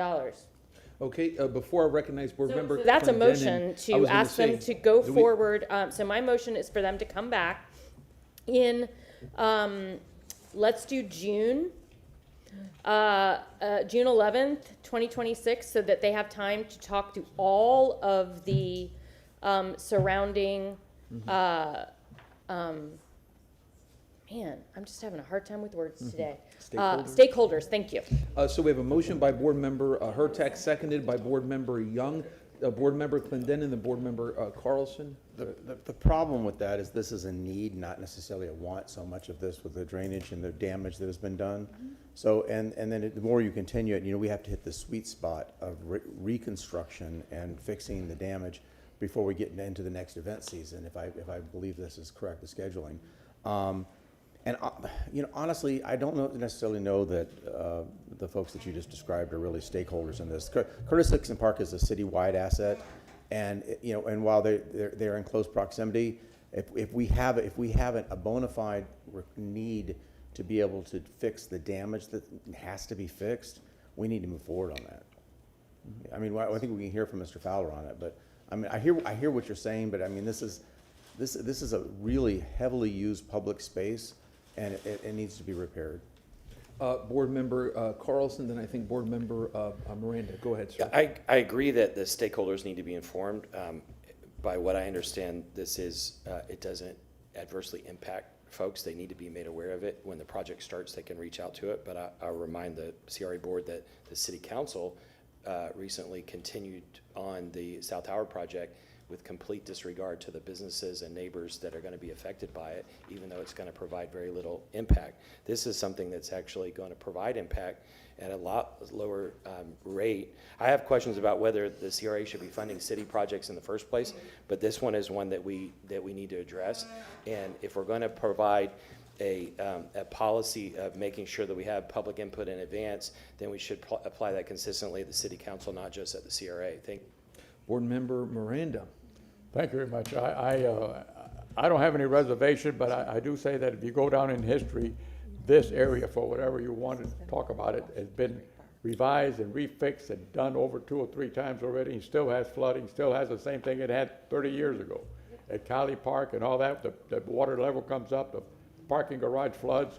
So I'm hoping that this solves it all, and I want to make sure whoever has this contract that it's solvable.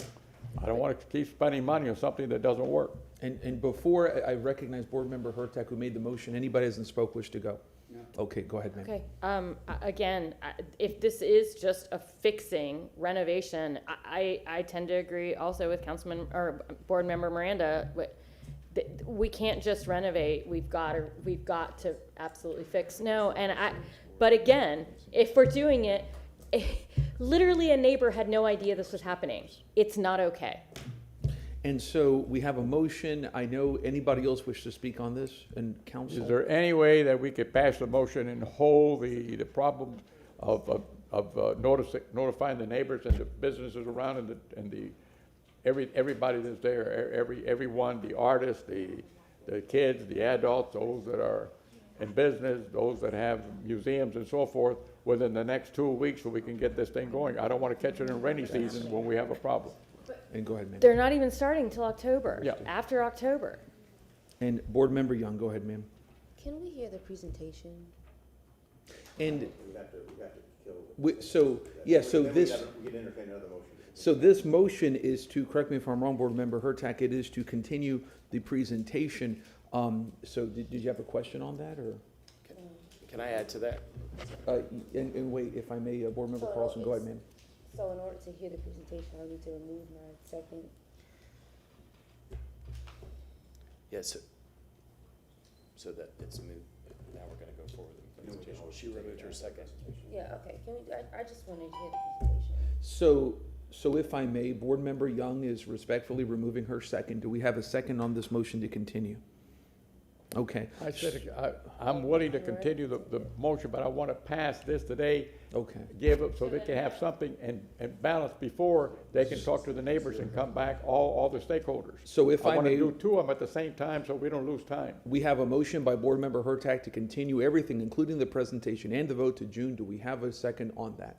If they're being, okay. And by the way, I am open for the record to, following the presentation, if folks do wish to be heard before we pass this, doing it to next month, I'm open to that if the need arises. I think that's reasonable. I want to hear from staff on it first, so it's kind of a meet you in the middle type of thing.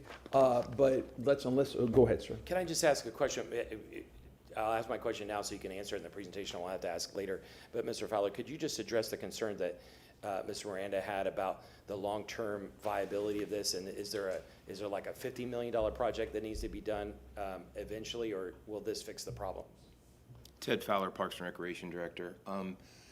The scope of this work is meant to fix the drainage issues that we have on both great lawns. It's also meant to fix all the safety issues we have and making it a hard surface throughout the park to not only have accessibility to all the amenities that come with the special events and they get down to the playground, but it also will make changes so that the trucks that drive on 29 times a year to offload for the events will not damage it. We're refortifying the concrete to solid concrete all the way around the park, whereas now it's a paver system that was done 15 years ago. So we expect to fix all of the issues. We're going to regrade the lawn, irrigation, and take the water where it needs to go instead of it pooling up. And if I may, Board Member Miranda, I wanted to make sure, Board Member Carlson, will you finish, sir? Yeah. Okay, great. Board Member Miranda? I just want to make sure, and there's nothing in life that's 100% guaranteed, I understand that. Of course. But I want to say that this is an ongoing thing, it's been going on for 30 years now or more. And every time we fix it, something else happens to it. So I want to make sure that what we're doing will last numbers of years for the investment that we're putting in, and that $5.5 million covers the whole total cost. We feel strongly that the changes, and they're not just renovations, they're strict changes to the design of the park with the hardscape. We feel But what are doing, pulling pilings of concrete down to hold the water back? Well, no, we're gonna regrade both great lawns to take the water where it needs to go, and also have irrigation to make sure that the grass it grows the way it does because of all the traffic. But the biggest improvement, in my opinion, is the concrete throughout in the entire park instead of the paver system we have now. I hope you use waterproof concrete. Board Member Hurtak, and then if I may, after this, I want you to go forward with your presentation, if it goes forward, unless there's a motion. Go ahead. So that was kind of my point. He said it's not just a fix, they're renovating. And the fact that you don't talk to your neighbors before you renovate, I'm not okay with. Just for the record, I said it wasn't just a renovation, it's a fix. That's what I said. Sorry. Again, doing a fix without talking to your neighbors about it is just not okay. It's not okay for the city of Tampa to do. It's not okay for the CRA to do. Thank you, ma'am. Okay, and Mr. Fowler, how long are you gonna need for this presentation? I can just go through it really quickly because I highlighted what we're gonna do. You What do know, you think, it's 3 minutes, 4? I can do it definitely in 3. You know, Okay, the give scope me of the 4. work, Go as for I it. said, is fortifying the concrete around the perimeter of the park, because the problems we have run into is with as many events as we have, and I'm not discounting what was done in 2010, but the system that they did in 2010 is not foolproof for the heavy load in and load out that we have on our events.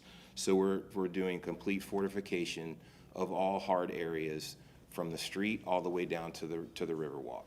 So that's the big scope of it. We are regrading the great lawns, to Councilmember Miranda's suggestion, to make sure that the drainage doesn't pool anymore, because as anyone who's been to Curtis Hixon during a rain event, during a special event, the water pools on the great lawn. We are going to also take care of that issue. We are also going to add some lawn furniture, some canopy trees, and some shade structures. I know that doesn't sound like a lot for $5.5 million, but the scope of the work is very vast as far as improving the hardscapes for accessibility, as well as the wear and tear that comes with really the biggest special events park that we have.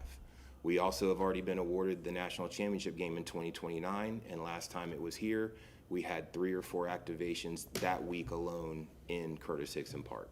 So we anticipate with every event we're awarded, along with our regular inventory of special events that continue to grow, this is a necessary step to make sure that we can provide the best services for our visitors and our folks that come to our special events. We also have looked at the construction schedule. I know there's been concerns brought up about interruption to service.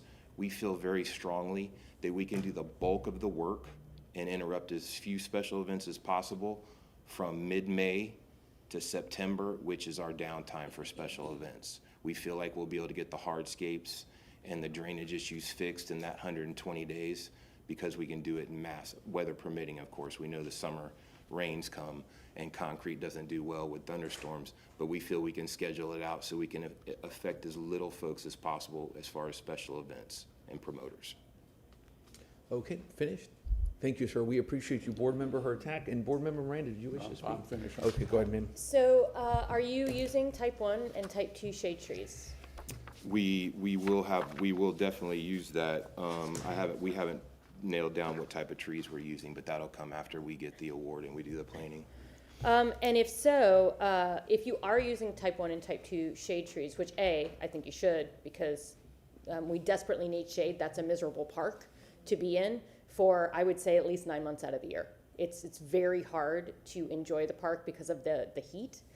So I'm glad you're doing the shade structures. But again, this goes to, you really should be talking to the neighbors about where you're putting this furniture and the shade structures and the trees and all of that. So it sounds like this is going to pass. And so the only thing I would like to add on as an addendum is having to talk to the neighbors and including their feedback.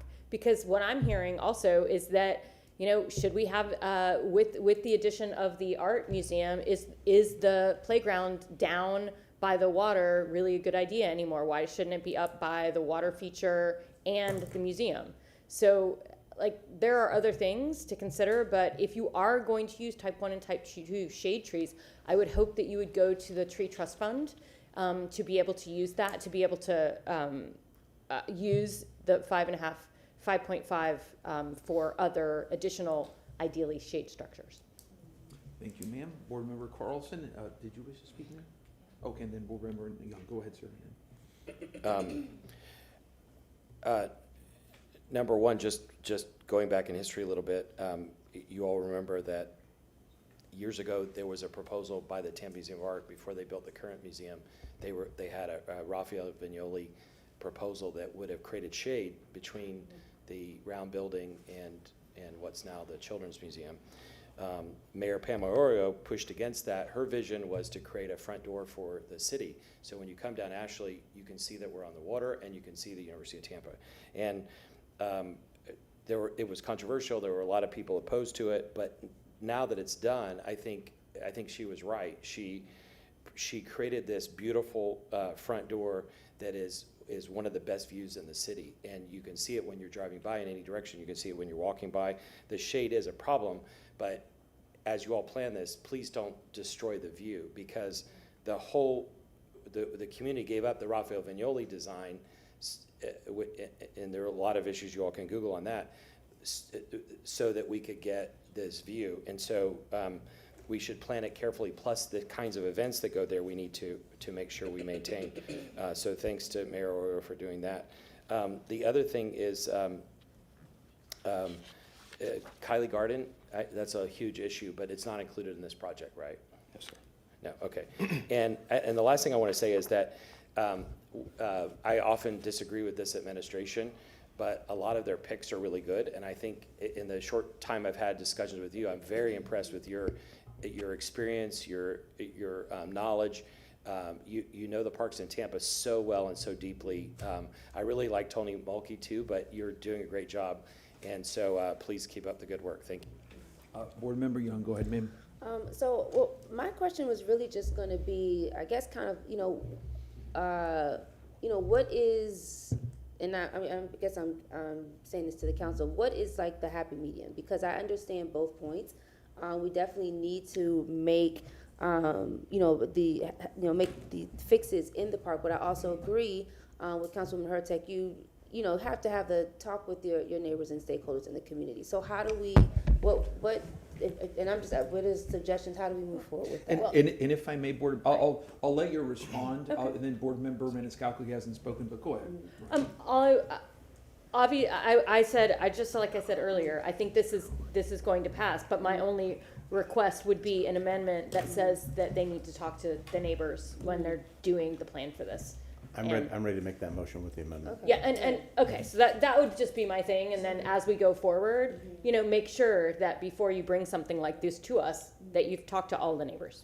Okay. Especially because we technically own that building. And we will have a motion before that. Board Member Maniscalco, you wish to speak? Yes, sir. I'm there 6 out of 7 days out of the week. I'm here today, so I'm not there now. But I go through that park. How broad is the scope of work? Because you have the great lawns, you have the pavers, which I've tripped multiple times. I've gotten better at it, but they're so dangerous because they I mean, it's a lawsuit. I'm not supposed to say that, but it's very dangerous. And how wide is it? Because once you go, if I'm looking east in the park and you have the Museum of Art and the Children's Museum, that's a higher elevated area. You're not doing any work in that walkway, are you? We're doing all the way up to the terraces. You know how the park is terraced? We have the museum and it's terraced down. We're doing from the terraces all the way down. We're doing the entire park. Okay, but the new entrance to the Museum of Art, the main one, is now facing the river. So that's not going to be affected because people are coming in from the drive aisle on the other side, correct? I can confirm that and get back with you. I don't want to speak on it because I haven't, the plans haven't been finalized yet, but we can look at that to see. But there's other access points. Yes. If that park is shut down, even with the Children's Museum, you can come in through. There's that open walkway. There's that, what is it, Stay Curious mural underneath with the Poe Garage. And then on the other side, you have the Rivergate Tower and all that. I mean, that's beyond Kylie Garden, so that's not even affected. No. And then will the Riverwalk access be closed closest to the water? I don't believe it will. I can, again, get back with you. I know the scope of work will be done mostly in the times during the summer. That's our plan. So any closure will be minimal, but I don't believe so. But I can verify that and get back with you. Okay, because I know there's pavers all the way to the river, and then pavers all the way to Ashley Drive, I believe. So, okay, I mean, there's just so many access points to that park. So even if you completely butcher it and chop it up for the new pavement, I'm using all the bad words today, but when you're laying down that concrete, you still have access points. Like if I'm walking, I don't have to stop and say, well, I got to cross to the other side of the river and loop around and whatnot. So when completing a project like that, we'll take all of that into consideration for the least amount of effect on the community. Yep. And the only complaint that I've received is from a friend of mine. When he heard about this, he said just more shade and more lighting, because he goes there at night, walking, and that's already, I think, going to be addressed in a motion. So I'm good with it. Thank you. Understood. And Board Member Miranda, then we'll have the motion. Go My ahead. last time. Listen, I understand what they're talking about, shade and everything else, but you have to realize that park's used for a lot more things, with the skating rink that goes to during the holidays, with the bands that come and play. They got big, areas that they need stages on to put on. It's a very difficult thing what we're asking. In fact, the sinkholes that you had was all around the Ashley Street Drive. You could put a car almost in it when I saw it one day.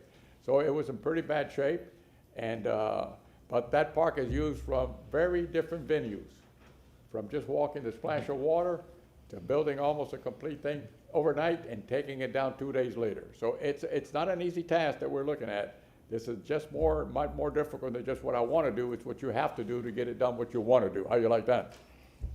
Very good. Like it. Board Member Clendenin, make your motion, sir, if you'd like. A couple comments. One, somewhere on the 8th floor, Scott Steady is shaking, and there was little hairs on the back of his head raised when Councilman Guido Maniscalco was speaking. And also the most profound statement I've ever heard from this dais is, "I'm not there because I'm here." I go through the Riverwalk almost every day. I thought you were just channeling something somewhere, your esoteric kind of stuff.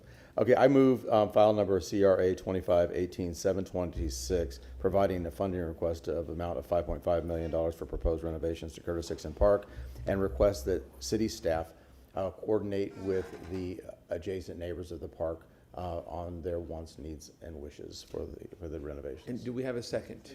And within 30 days, within 4 weeks. And may I have a friendly amendment, if I may, which is as Or part of non-friendly that. amendment. Yeah, very friendly, which is as part of that, maybe we get a written report next CRA on the outreach that was done, just so that we know. I would say that the next CRA is not going to be enough time, because that information has to be in the system, so I'd give them a couple months. There you Yeah, go. I would just say, I would just say, give it, next time you, email us and let us know. That's fine. Okay, and so, and Board Member Carlson. Just real fast, I want to remind anybody watching, this is the CRA meeting, not the city council meeting. And although parks are falling apart all over the place, and Mr. Fowler's working on that with us, this money can only be used in downtown. It's in the downtown CRA. It can't be used throughout the city anywhere else. Well made. And so a couple of things on that. So we have a motion by Board Member Clendon, a second, Miranda. So, you know, this park, it's very special to me. I used to take my son there a lot when he was younger at the water thing, and a lot of really good memories there. I think that's wonderful. You know, and the idea of CRA funds funding parks, I actually support that, because if you have a CRA, you want to make sure, it's kind of two things, right? You want to make sure that that CRA can help fund the park so it doesn't come out of the general revenue fund, so that the general revenue fund can fund Sulphur Springs, South Tampa, New Tampa, North Tampa, and places that are not in the CRA. That's my intent with that. Doesn't always work out that way, right? And one thing I did want to ask, if I may, Mr. Fowler, this, and we can, you know what, I'll ask after the motion, because this isn't, so we have a motion, on any further discussion. All in favor? Aye. Any opposed? Okay, thank you. And Mr. Fowler, I have a question over here on Curtis Hixon Park. I know we had talked about with Mr. McCray, we have disability-friendly equipment coming, it appears, this coming week. You were kind enough to send it to me, and thank you very much, at the Waterworks Park. Are there any plans, because I know in speaking with Mr. McCray, my recollection is that we were going to wait on some renovations that were going to happen to this park, and then we were going to look at that. Is that something that you all could make plans to look for in the near future? Yes, we can look into that, absolutely. Yeah, because again, it's a flagship park. It really is, and you need that. Not just accessibility to the land, but equipment. So I'll make a motion on that later on, if I may. Yes, sir. Can we just request that he email the status of that as well when you do that? Sure, yeah. And you know, I mean, because I like to remind myself on things. So you know what I'll do, if I may, is I will make a motion for staff to work on a piece of playground equipment that is disability friendly here at Curtis Hixon Park, and let's have a return, if we may, in our June meeting. Okay, I have a motion from Chair. Oh, no, we passed it Vieira? already. We passed it. Mhm. Did we pass it? Yes, we did. Yes. Okay, I have a motion from Chair Vieira. I have a second from Board Member Maniscalco. Any comments? All in favor? Aye. Okay. Thank you, Madam. And one other thing is, I emailed my assistant, which is, I do think that we do need to have some sort of an event for the CRA for the Waterworks Park on that disability equipment, because like we talked about it yesterday, the community should know about that, and we should celebrate it for what it means to families. Because that's even if you're somebody like my mother with my brother who's 54, it still means a lot. It's just a symbolic thing. So we'll be in contact with that. So thank you, sir. Appreciate you. And thank you, board, for that. Next we have, it would appear, item 11. Is that, man, that's a... Good morning again, Cedric McCray, Tampa CRA Director. We have provided an updated memo related to this item in the downtown CRA Fire Station number 1. You know, staff was requested to go out and do some due diligence as it relates to talking to different property owners, and we worked with real estate professionals here within the city to look at a couple of sites, and those owners were not necessarily willing to sell and move that process along. We have had continuous conversations between the union as well as the fire department leadership, and they have respectfully requested that, you know, the fire department be able to work with real estate to look at other options. Anything else on that item, sir? No. I know that there was a request to have some further conversations, but with county, if we got to that point, but without a clear-cut plan in place, we thought that may be problematic to open up those discussions. So we're just responding to the request from the board, and would ask that the fire department work with real estate to look at potential options moving forward.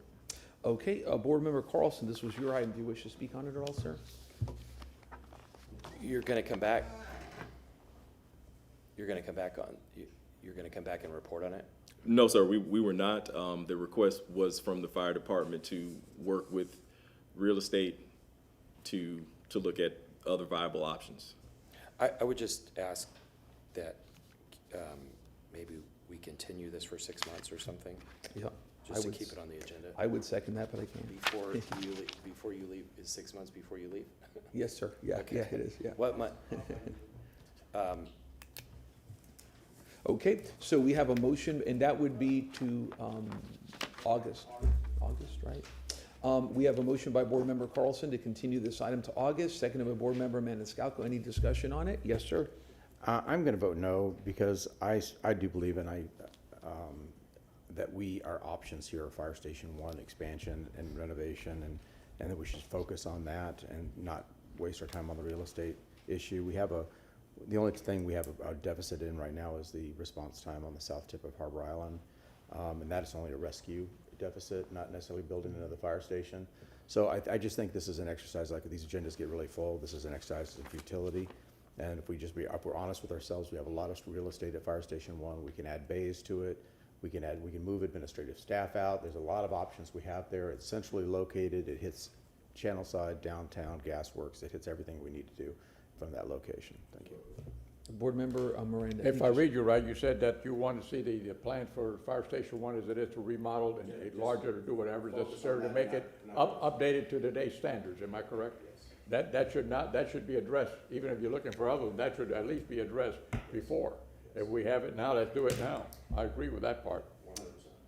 Thank you. Board Member Hurtak. Yes, I actually just talked to Chief Tripp yesterday, and there's good news on Station 1 in that they, when they have extra staff, they are actually having that staff fill a new engine 26. So it's they have another engine working out of Station 1 when they have the personnel for it, which is really exciting.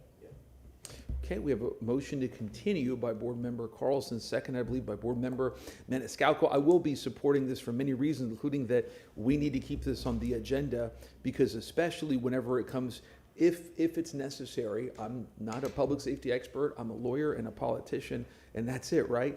But if there is a need for a separate building, we need to keep it on the agenda because if we don't do it for that, it will not happen.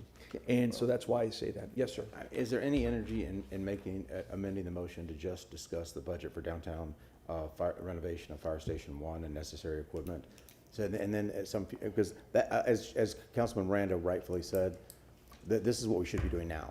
And then maybe there is a future, if there is a future need for something else, let's focus on what needs to be done right now. And this will actually be a good thing for the firefighters because they will have a better quality of life and what we currently have. And if I may, that was a question directed at the motion maker, Board Member Carlson. No, and I think Board that Member Miranda. I think that should just be a separate motion. And just to keep in mind, this is a request that goes back to when Joe Greco was the head of the firefighters, and their analysis showed that there needs to be another fire station. That I know the administration disagrees with that, but from a CRA board point of view, if we keep it on the agenda, then we can at least honor the firefighters who say that they need this. I think, Board Member. What I'm trying to do is get something done that's needed now to fix while they're looking at whatever's needed to do whatever's needed where else in the city to complement the need for it. But if I just say that and this doesn't get fixed, I'm spending time and money because things are going up in cost. So let's get whatever we got to do in Station 1 to get it while we're looking to do whatever we got to do on the other side of town. That's another question within the question. But if we don't start something done, no one's getting any benefit. Not the firefighter, not the taxpayers, no one. So I'm trying to get that station brought up to par, whatever par is that is needed by the fire department so we can address it now. Mm-hmm.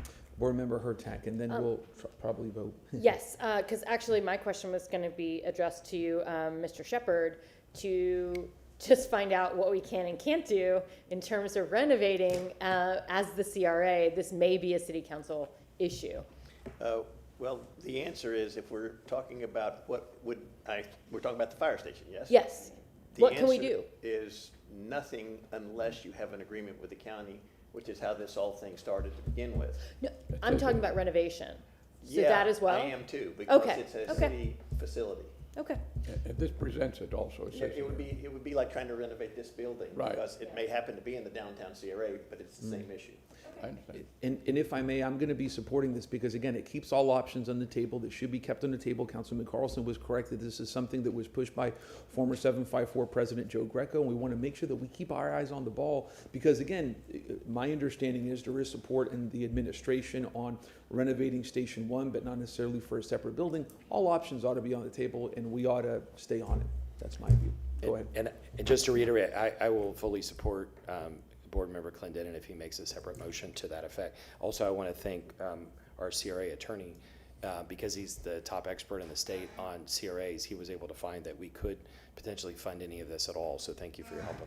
Sir, go ahead. Just a minor thing. I just want to emphasize that if we don't give the staff direction, they'll continue to use resources and money on something while we have fire stations falling apart, we have mold issues, we have all these things around the city that need to be focused on fire stations. And it's not, even if I was to consent that there's a need for an additional station, on the list of priorities, it has to be relative. There's so many other things on fire stations we need to accomplish before we hit that one. So I think maybe the option is to bifurcate this and say we separate Station 1, the renovation and potential expansion, and then have as one motion, and then the second motion would be to have, about the exploration of a second station. At least we have two, because there's two totally separate issues. And so, Board Member Carlson, do you stay with your original motion, sir? I would assume so. Yeah. Just extract Fire Station 1 out of it and have that as a separate issue. So do you want me to make a motion to separate them, or do you want to make the, so I would make a motion to continue this, but to separate it into two items so that, I'd make a motion to continue this to the August CRA meeting and to separate it in two items. One would be the review of possible sites for a new station, and the second would be expansion of Station 1. Renovation and expansion. Renovation and expansion of Section 1. I would second that. Okay, so you have a motion by Board Member Carlson, second by Board Member Clendenin. Any further discussion before we vote? Hearing, I yes, didn't hear ma'am. you say want to continue it? Yeah, August. we're continuing it to August, but we're splitting it into two, so there can be two separate discussions. Yeah. One All right, would but be about I just want to make sure renovation. that the danger there is addressed quicker than later. Yeah, so that's what we did. We incorporated that Okay. into the. Board Member Young. No, that's what I was asking. I just needed some clarification on exactly what it is that we're voting on. Yes, ma'am. Okay, we have a motion. All in favor? Aye. Any opposed? Okay, thank you, Board. Thank you. And next we go to 13. Oh, yeah, 13. There you Can I go. ask a question? Yes, sir. You said, Mr. Shepherd, you said earlier that you were asked to present on this. May Yes. I ask who asked you to present? The executive director. But I did review the contract, I reviewed the one you sent, and I've sort of been involved in the process, so I suppose it makes sense, and I have a sense also where these things fit in with CRAs all over the state of Florida. So that's my assumption as to the reason, and I'm happy to start talking about it if you're ready. And if we may, before we begin, for ground rules on this, because we have about 1 hour and 10 minutes before our cutoff, is each member gets 3 minutes. If you need more, that's fine. And then second round, 3 minutes, whatever. And sir, how long do you need for your presentation roughly? 2 minutes? Give you 3, go for it. Okay. So historically speaking, CRAs around the state of Florida typically, not all of them, but typically have an agreement like the ones, and I'm leaving plural because you have two things that are out there, you're considering for repayment for services. And the basis for these agreements is because one of the first things, in fact, the first thing that you're allowed to spend TIF money on is repayment to the governing authority, in this case, the city of Tampa, for monies that they expend on services provided to the CRA, such as secretarial, administrative, payroll, personnel. It can be all kinds of different services, and it varies from CRA to CRA what it is. It can also be the uses of equipment like copy machines and computers and all kinds of other things, so that the CRA isn't getting a free ride, it's paying a proportionate share. In these agreements, it's critical that a couple of things are true. Number one, that they're not just arbitrarily made up as to the amounts that the CRA is being charged. They have to be auditable, which is why audits are an important part of everything that I think about every single day when it comes to how we can spend money. And so, done correctly, a CRA services agreement just literally establishes the ground rules by which the CRA receives services from the city, and sometimes the CRA provides services back to the city and gets reimbursed for the services it provides and reimburses the city for the services it receives. That's the idea. And so with that in mind, this agreement that I was presented back in September to review was modeled on the prior agreements. All I did was look at it to make sure it was updated as to dates and so forth. And the reason I didn't do anything beyond that, other than look to see if there's anything that stood out to me as this is not a good idea or this is an illegal idea, is because with my understanding, you all can correct me, that a similar agreement with just those kinds of changes had been approved multiple times previously. Now, whether multiple is 1, 2, 3, or 4, I don't know, but more than once. And so I looked at the agreement, made sure that those things were done. I think I may have changed some clarifications, like instead of any and all, just all, some minor clarification language, but nothing substantive. And with the idea that it would be approved in October when our new fiscal year begins. One of the things I looked up, so I would be able to pull it up, because I was asked when you were out of the room, Mr. Carlson, aren't we continuing under the agreement? According to Article 3, subject to budget and appropriation and except as expressly provided herein, this agreement shall commence on October 1, 2025 and shall expire on September 30th, 2026. This is a carryover from that time. So the prior agreement has the exact same language. And it says, unless this agreement is otherwise earlier canceled as provided herein or unless extended by written agreement of the parties, which has not happened because this agreement was not signed and the prior agreement has expired. So we're not under an agreement. And so when they say we are out of compliance or whatever, that's what they're talking about. So right now, I assume the parties are all working in phase. I'm not a part of the finances, so I don't know any of that stuff. But I assume that the people in the CRA are still getting paid, and I assume that we're reimbursing what we need to reimburse. I don't know about the ins and outs, but we are naked when it comes to an agreement. We're not carrying over the older agreement. We don't have an actual agreement according to the terms of the prior agreement, which expired. So that's where we are. You've already considered doing a workshop, which I believe will be to discuss, if I follow the conversation, Mr. Carlson's draft. As you know, we met with all of you as available to discuss any changes so we could bring back to you whatever reflected your wishes. And the desire that I understood from the meetings I attended was workshop, which now is going to happen, to go over Mr. Carlson's contract in a way that y'all could have a fulsome discussion, which I cannot have with you one-on-one because I'm not him. So that is what I understood to be the reason. So before you today is the approval of the agreement, but it would be up again for review and reconsideration as early as August or September because of the new fiscal year, and earlier than that if you choose to present one to the city for earlier consideration. So that's where we are. Thank you, sir. Board Member Carlson. Yeah, I said some of the things earlier, but as I mentioned, I think strongly that we should move this to workshop. It's 3 weeks away. If you all decide you want to approve this one as it is, then fine.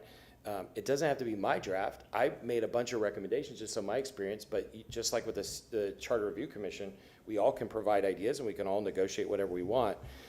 Just to go back in history a little bit, when I started 2019, the agreement was that the CRA paid half of the head of economic development's salary, who happened to be Bob McDonough at the time, and there wasn't as formal of a CRA structure.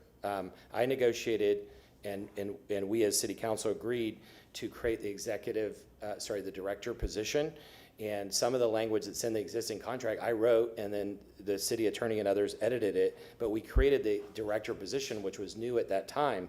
And we tried to outline what the rules would be. Part of it was that it says clearly in the existing contract, the director reports to the CRA board and is reviewed once a year, and then has a dotted line to the mayor for administrative purposes. In practice, it hasn't exactly worked that way. One of the reasons is that we had an interim time when Nicole and Elise, who were in the economic development director position, also filled in this role. That's caused confusion where people think now that the director reports to the economic development director, and forget the people. Just if you think about the positions, that's the perception. But then when memos are sent out, if you look, they don't come directly to us. They flow through other positions, which is okay with the city, but not with the CRA.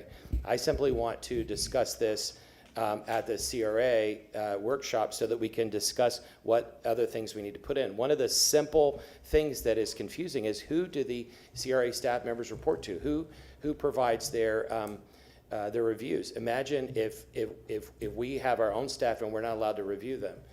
That's the situation the director has. And so one of the simple things is to clarify that and to further clarify the CRA director's position. It doesn't take it's not a threat to the administration. It doesn't take anything away from the administration. It simply defines the roles. It also defines the process the city needs to go through to apply for grants, because the perception of the community is the city has a backdoor to get first in line for grants.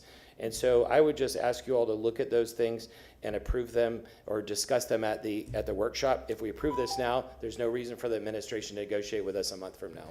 Board Member Miranda, then Board Member Hurt. I just like to, I'm a either like it or don't like it. It's a situation this, from what I've heard here recently, is that there's like a conspiracy going on. Do you, sir, at any time that the administration direct you to do anything for the administration? And have I discussed this with you at all? Good morning. Okay, I'm going from my left hip to my right hip.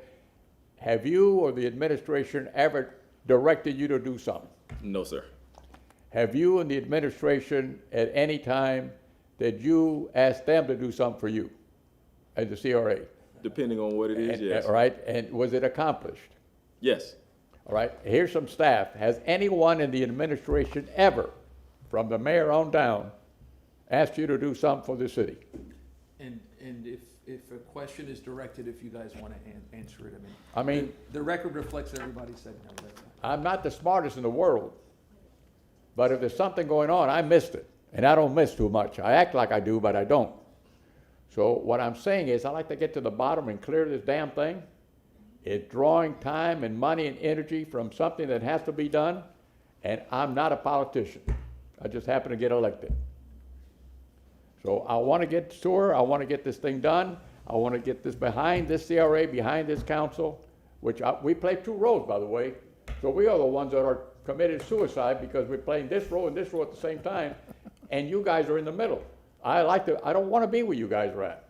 So from what I hear, the only ones you direct, you work with Abby, I would assume, because of the kind of direction that you have to do to get things done. Mm-hmm. So you work with people that are enhancing or guiding the same thing that you want to accomplish. Am I correct? That is correct. Have I ever talked to you about anything regarding this? No, sir, not about this. Thank you very much. Board Member Hurtak and Board Member Clendenin. I don't disagree that there are things that we can talk about, but I really just want to, I'm just one of those people that wants to get a contract in place because I'm uncomfortable with not having one. I don't think there's anything wrong with us discussing, because that is an issue I have brought up multiple times. Mr. McCrae, like you a lot, but I haven't gotten a performance evaluation for him, and technically he has 7 bosses. So I don't know who's doing his performance evaluation, but it should be me, and it should be the 6 people who sit around me. So there are some things, do not disagree, that we need to discuss. But I do believe that we can do that and bring forward something else if we want to. We should also, I would also ask Board Member Carlson to bring some very specific language that he wishes changed instead of just asking us to look at it. I do much better when I have very directed things that I can look at. So if we want to talk about it, I would love for you to bring specific issues and language so we can just vote up or down on it at the workshop. I think that would be wonderful. But I'm going to support this today. Thank you, Madam. Board Member Clendenin. Yeah, I've obviously, I had previously told staff that as far as on the list of priorities of things, this was like low on my priorities, but Mr. Shepard, what are the consequences? Like when did this current contract expire? It expired at the end of September of 25. Okay, so we've already gone from September, and so now we're February. Yeah, and for various reasons, we got the new draft version at the September, October meeting, and it was, well, then let's wait and work it through, and then it's taken up till now with various hiccups in the road, as you know about, before we could get it back here in front of you again. I think my point is, based on some of the community interest and some of the points that Councilman Carlson said, I'm kind of reversing my previous opinion that I had with Cedric, is that, what's the cost of just waiting for the workshop to work through these things? And I would like, and all 7 of us sitting there, because obviously we can't talk outside of the confines of this meeting amongst each other. But with the contract in front of us, whether we use Councilman Carlson's draft or we just use the existing contract and we go through it line by line, and people can express their concerns about those lines, I think it's a great opportunity. A few weeks, this has been going on since last September, a few more weeks to be able to at least show some positive intent to the folks that have some concerns, I think is just not that big of an ask. I'm considering this has gone through since September. On the HR policies of reviews, I'll let you know that for the two, acting as council chair for, I actually do the performance reviews for the council employees. So I think that we need to make that clear in our CRA policies. Well, that's what I'm saying. I think we need to make that clear in our CRA policy of how the reporting structure works and who's responsible for those reviews. And I think it is only one person, because then everybody provides input to that person about the performance. So that's, so for a future date, I think it needs to be clarified and make sure that we have that policy in place, because it's just fair to the employees and fair to the organization that we have that structure in place. So I make a motion to continue this item until the March, what was the date that we're doing that Friday? March 6th workshop. Okay, we have a motion by Board Member Clendenin. Do we have a second? We have a second by Board Member Carlson. Is there any discussion on this motion? This is to Continue. the services agreement. If I may. March 6th, yeah. Okay, any discussion? No. Okay, so I'll give my thoughts, and yes, ma'am, were you gonna say something? Go ahead. Cedric wanted to. Oh, yes, sir, please. With all Thank due you. respect, board members, March 6th, because of the conversations we have to have related to the commercial grants and the housing grants, I don't foresee that it's going to be enough time for us to also dovetail into the services agreement. I would suggest that we have a separate workshop for the services agreement, if that is the pleasure of the board. Thank you very much. We can start it. Thank you. My view is we've had this, we're past September. I just want us to move forward on this. We can make amendments to it. I think that we will be, by September, 5 or 6 months over the date. I voted to continue this before a number of times. To me, there's just a bridge too far. Board Member Miranda. This will Board be Member 5 Carlson. months from September, not counting October, November, December, January, and February. 5 months already. What a crew. Can I just make a suggestion to make it for you to add to your motion to make it first on the agenda, and then if we need more time on the other items, we can set up a separate discussion about that. If I can ask Cedric the implications for that. The conversations we need to have, it will be very difficult. The services agreement needs to be discussed separately. No, I'm just saying, so Councilman Carlson said if we made the service agreement as the first on the agenda, and let's say we don't get to the grant discussions, what are the implications to that? The implications that we postpone the grants related to the larger scale projects, and we had an item on the agenda that was received and filed. And then also, staff needs direction related to housing and what that's gonna look like moving forward. Okay. And those are two robust conversations. Okay, so your subject matter expertise, give me priority A and priority B, service agreement or the grants? I would say the grants would be first. Mr. And if, are you finished, Yeah, Board I'm Member? Go ahead, sir. And then, before Board Member Carlson, I apologize. Did you wish to say something? Just to find out about, because I don't know how your procedures go.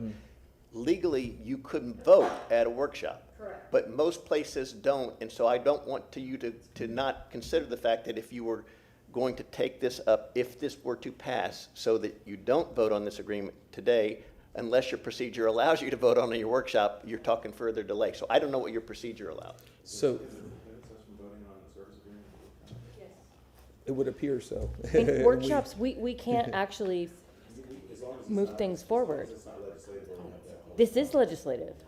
And so if I may, Board Member Carlson was waiting. Go ahead, sir. Did you wish to speak further? Okay. So unless if we have any further discussion from anyone, we have a motion by Board Member Clendenin, seconded by Board Member Carlson. Let's do a roll call, please. Anybody else wish to speak?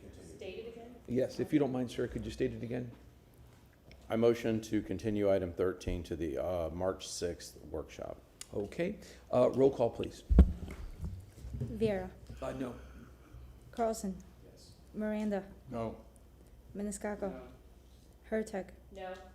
Young, Yes. Clendenin. Yes. Motion passed motion fails with Viera, Miranda, Maniscalco, and Herzog voting no. Okay, do we have a motion to the contrary? Do we have a second? Okay, we have a motion by Board Member Maniscalco, second by Board Member Miranda. Any discussion? Okay, roll call, please.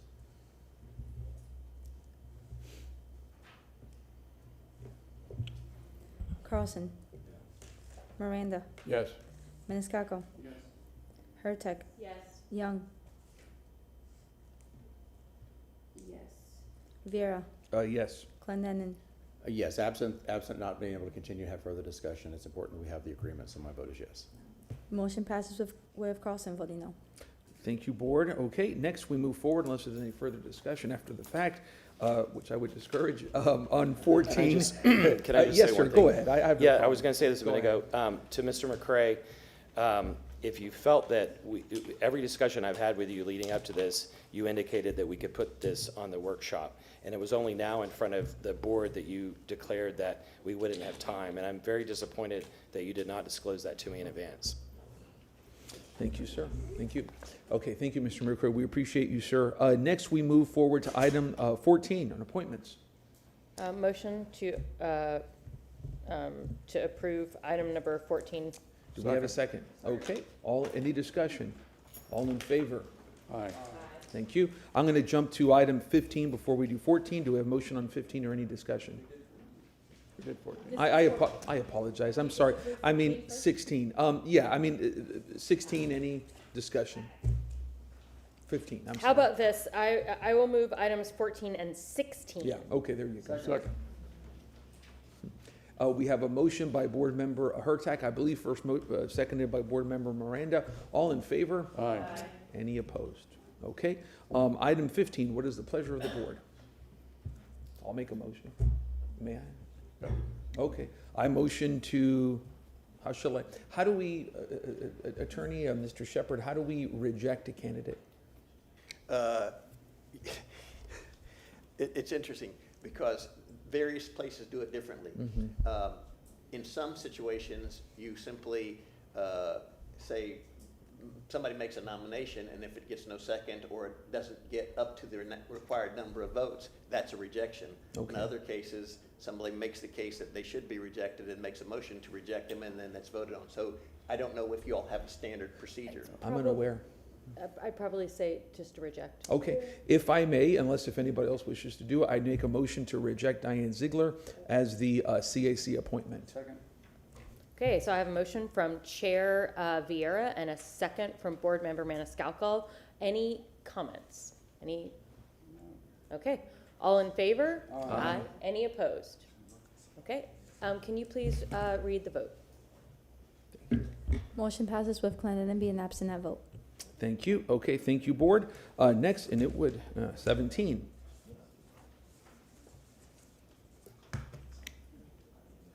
I motion to approve items 17, Yeah, 20. 19, and 20. I'm sorry, 17, 20, and 21. I would like to vote on 17 Oh, separately, okay. sorry. Yes, Okay, sir. So let's do that. So, motion to- 17. To approve 17. We have a motion by Board Member Hurtak. Do we have a second? Second. All in favor? Any Aye. opposed? Nay. Okay, 20. Who wishes to move that? Well, okay, we need to vote. We've got a couple, how many nays were there? Oh, okay, I'm sorry. Oh, I'm sorry. Go ahead. Motion passes with Carlson voting no and Clendenin being absent at vote. Thank you. Okay, do we have a motion on 20? Okay, we have a motion by Board Member Maniscalco, seconded by? Motion by Board Member Hurtak. All in favor? Can we? Oh, yes, sir. Go ahead. Could I just get an opinion from the District 5 representative before we vote on it? Are you going to vote, this is 18 and 19, the directional signs? No, we're talking about 19. We're talking about 20 right now. Oh, I'm sorry. Okay, good. Sorry, I thought we were going to. Okay, we have thank you, we have a motion. All in favor? Aye. Any opposed? Okay, how about 21? Anyone would like to move that forward? Motion by Board Member Maniscalco, seconded by? I'll second. Okay, seconded by Board Member Hurtak. All in favor, unless there's any discussion? Aye. Any opposed? Okay. Nay. Oh, yes, ma'am, go ahead. Okay, so we have a nay by Board Member Young, if you wish to state that. Or Motion passes with, oh, sorry, can you repeat it so Clendon? Yes, ma'am. Let's revote on that if we may, since Board Member Clendenin was into transition there. We have a motion. Who did 21? Was it you, Maniscalco? Okay, who did second? Okay, Board Member Hurtak for 21. All in favor? Aye. Any opposed? I just have a comment. Yes, ma'am, please, by all means. So before the vote? Yes. Please. I did just, we had heard some public comment on this, and, as we're just talking about, if there are things happening in communities, just talking with the stakeholders and community members. So I just want to acknowledge that we heard that earlier today, and so I just want to put that out there and acknowledge that we did hear that, and to have some type of, communication or engagement with the community around you, especially if you're a business owner. So I'll just put that out there. Thank you. Any further discussion, board members? Okay, thank you very much. We have a motion. All in favor? Any opposed? And Board Member Young, were you opposed? Oh, I'm sorry. Okay, my bad. Okay, thank you, ma'am. Okay, great, guys. Unless there's anything further, we go to information reports. 18 and 19. Sorry. Not so fast, right? Go ahead. My apologies. Good afternoon or good morning still. Cedric McCray, Tampa CRA Director. At this time, I would like to call up Mr. John Chaffel related to the East Tampa Wayfinding study. There was a request by Board Member Young a couple of months ago as it relates to engagement and outreach in the survey that was completed. So he will share some results from that, and if we could have the presentation pulled up for the East Tampa Wayfinding. Thank you, sir. And if I may inquire, how long do you think you'll need for this? It should be less than 3 minutes. Okay, I'll give you like 4. And by the way, board members, great job on going briskly because we have a lot on our plate, so thank you all very much. Go ahead. Take full credit.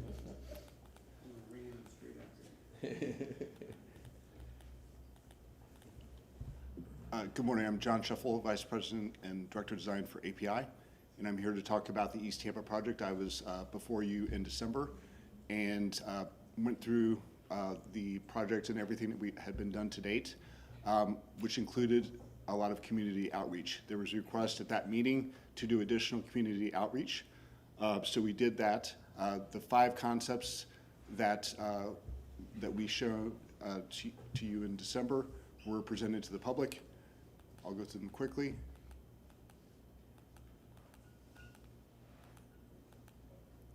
And then this page 29 is the survey results. So option 1 was the preferred option from the public, as well as from the EBOR selection. And then the version that was selected by the CAC members, option 4 actually came in 5th place from the public. On page 30, there are, I'm not going to go through this page, but these are several of important comments that came out of the survey. And the basically the summary is on page 31. What a lot of the comments came back with is that history and the nature of East Tampa is very important and should be reflected in the signage. Options 1 and 3 look the most historic and classic. Many commented positively on the brick red color of option 1. There were both positive and negative comments that option 1 looks like an extension of EBOR signs. There were many favorable comments about the black and white photos that were used on the banners or blade signs. They can be either. Some liked the modern feel of options 4 and 5, while others felt strongly they were too modern. And the patterning on those concepts also had a similar mixed reaction. And then finally, concept 1, this was important comment from one person, but really reflected a lot of them. Concept 1 looks like a natural transition from EBOR and is timeless. And so the next steps is for you to vote today on one of the options that we will then move forward into design development. And we will be presenting design development to you next month for the March meeting. And then from there, we'll be moving into documentation and bidding. And the plan is for this to be bid in starting in April. And then if it stays on track, it would come to you for a vote for a selected fabricator probably in June. And that's the end of my presentation. Thank you, sir. Board Member Clendenin, Miranda, did you, okay, go ahead, sir. So is the branding on this a generic East Tampa for all the neighborhoods in the, would is considered the, Correct. It would be the same look and feel throughout all of East Tampa. and the nomenclature says East Tampa? The reason I ask that is because since I've been on council, one of the things that has been hit really hard is the distinctive neighborhoods, like historic Jackson Heights, Belmont We Heights. are not allowed to fund those with CRA dollars. But can it be both? Can it be East Tampa and Jackson Heights? That can't happen? When I saw that with East Tampa, I mean, because, really, so you couldn't put East Tampa and Belmont Heights neighborhood? As long, I'd have to know how you're conceptualizing, but you can only spend CRA money from a specific district within the boundaries of that district, even if the project extrudes onto the boundaries of another district. So it would have to be, and assuming that that's what's happening here, that these districts butt up against another, there would have to be. No, so what I'm talking, so East Tampa is kind of a generic area that is, but within that confines of what we define as East Tampa, you have individual historic neighborhoods. So couldn't we use the nomenclature and identify Jackson Heights? So it's within the East Tampa CRA area. Okay. You're talking about the signs now. Yes. So signage is one of the things that you can spend money on for your CRAs. And they typically call them wayfaring signs, and I think that's what they're being called here. But it has to be within the boundaries of the CRA. That's the part. But it can be branded Belmont Heights, historic Belmont Heights, or Jackson Heights, or as long as it's within the confines of the defined CRA area. I don't see an issue with that. Okay. But I do know that you have a different policy, which I don't know if you want to apply to this, because ordinarily it applies to when you're providing money to projects, but a recognition of by the CRA of right. Tampa or whatever. Yeah, I don't object to that, but I just know that, I mean, since I've sat on, because there's such a, I mean, I've been hit time and time again about identifying these neighborhoods. Yes, very early on in this project, when we brought the first initial presentation to the East Tampa CAC to solicit feedback, we shared on multiple occasions, this is wayfinding, not neighborhood signage. And that's how we've moved forward with that. And that goes back to some of the history with boundaries and things of that nature. And we couldn't move forward with the wayfinding if that was going to be a component of it. And that was going to take some extensive conversation. The CAC felt at that point in time that we needed to move forward with the wayfinding. And so we made it very clear that it was wayfinding and not neighborhood signage. That's the critical difference. And again, I'm not sure what makes the difference, but I know what makes it legal. And thank you, sir. And Board Member Clendenin, will you finish, sir? Well, I just want to say I would kind of, I would like to hear this from the neighborhood that they don't want the neighborhood identification. Because I mean, time and time again, I've heard that about the historic neighborhoods. And go ahead, But that is wayfinding. No, Like, but we're talking about wayfinding, and I think what we can do is once we get what we'd like to see, once we choose a concept, we could use city dollars to revamp the neighborhood signs, because I agree with you, those neighborhood signs have seen better days, but that's not. Wayfinding is branding too. But it's not, wayfinding is telling you where to go. But it's still, if you look, these are branded as East Tampa, generically East Tampa. Yeah, but that's what the CRA can do. But they can also, we can incorporate the name of the neighborhood as well. So it could say, I mean, my vision is it could say East Tampa, if you want to go X, Y, and Z, you want to go to this park, or, Fair Oaks, arrow that way. Yeah, that's what wayfinding is. Yeah, but I'm saying it could say Fair Oaks. Or, I mean, it could say Jackson Heights, or it could say Belmont Heights. It doesn't have to, I mean, we could have East Tampa CRA, historic Jackson Heights. Okay, so we can do that. I'm envisioning, if anybody's a boater up here, where you come to a sign that says, 2,000 miles to Rhode Island and 1,000 miles to That's wayfinding, yeah. Wayfinding. So in that context, as long as it's directional, and that's the whole point of wayfinding, and it's saying, like, I don't know, the Jackson Heights neighborhood is this way, I suppose. I think I can wrap my head around it that way. If it just said East Tampa, blah, blah, blah neighborhood, maybe not so much. Yeah, no, but I'm saying, East Tampa CRA, historic Jackson Heights, Fair Oaks this way, the cemetery this way, you know, that. But not Belmont Heights this way and Jackson Heights that way. Well, That's not what you're well, saying. I don't think we'd have a wayfinding sign for that, no. And, no, yeah. and Board Member Clendon, any further questions or comments? No. Okay, thank you. And before I go to Board Member Miranda, I wanted to, because I know Board Member Young, I believe, had some questions on this. This is your district. I probably should have recognized you first, so I apologize, Madam. So go ahead if you want to take the floor. And then I'll. Well, one, I want to thank you for extending the survey and for more for more people to be able to vote and have some input in this. I think it's important. And one thing I did not want us to do was make the decision, for the community. So I just, thank you all for opening that back up. So I as I'm listening to the conversation, and I agree with you, Councilman Clendon, about, there are, specific neighborhoods throughout East Tampa area, our historic neighborhoods. And so is what I'm hearing is that as far as the specific neighborhoods, the CRA cannot do that. That would have to come from the city. Is that correct? No, I believe you said No, we we could, as long as it's totally contained within the CRA. Yeah, and I'm totally cool with that if we're allowed, but I was always told we're not. So we can. Again, I'm applying a vision here that I haven't seen, but if the sign says, fill out the neighborhood, and it has an arrow, that's wayfinding. If it just says, welcome Jackson, blah, blah, blah, or whatever the neighborhood is, maybe that's not wayfinding. But this is the problem, because I'm certain the arrow is, I'm not certain if it's not. Can you get back to us on that? I can, if that's a critical factor, I will absolutely do it. Yeah. But again, most CRAs have some program by which they conclude wayfinding signs. Placemaking. As a part of the placemaking aspect of CRAs.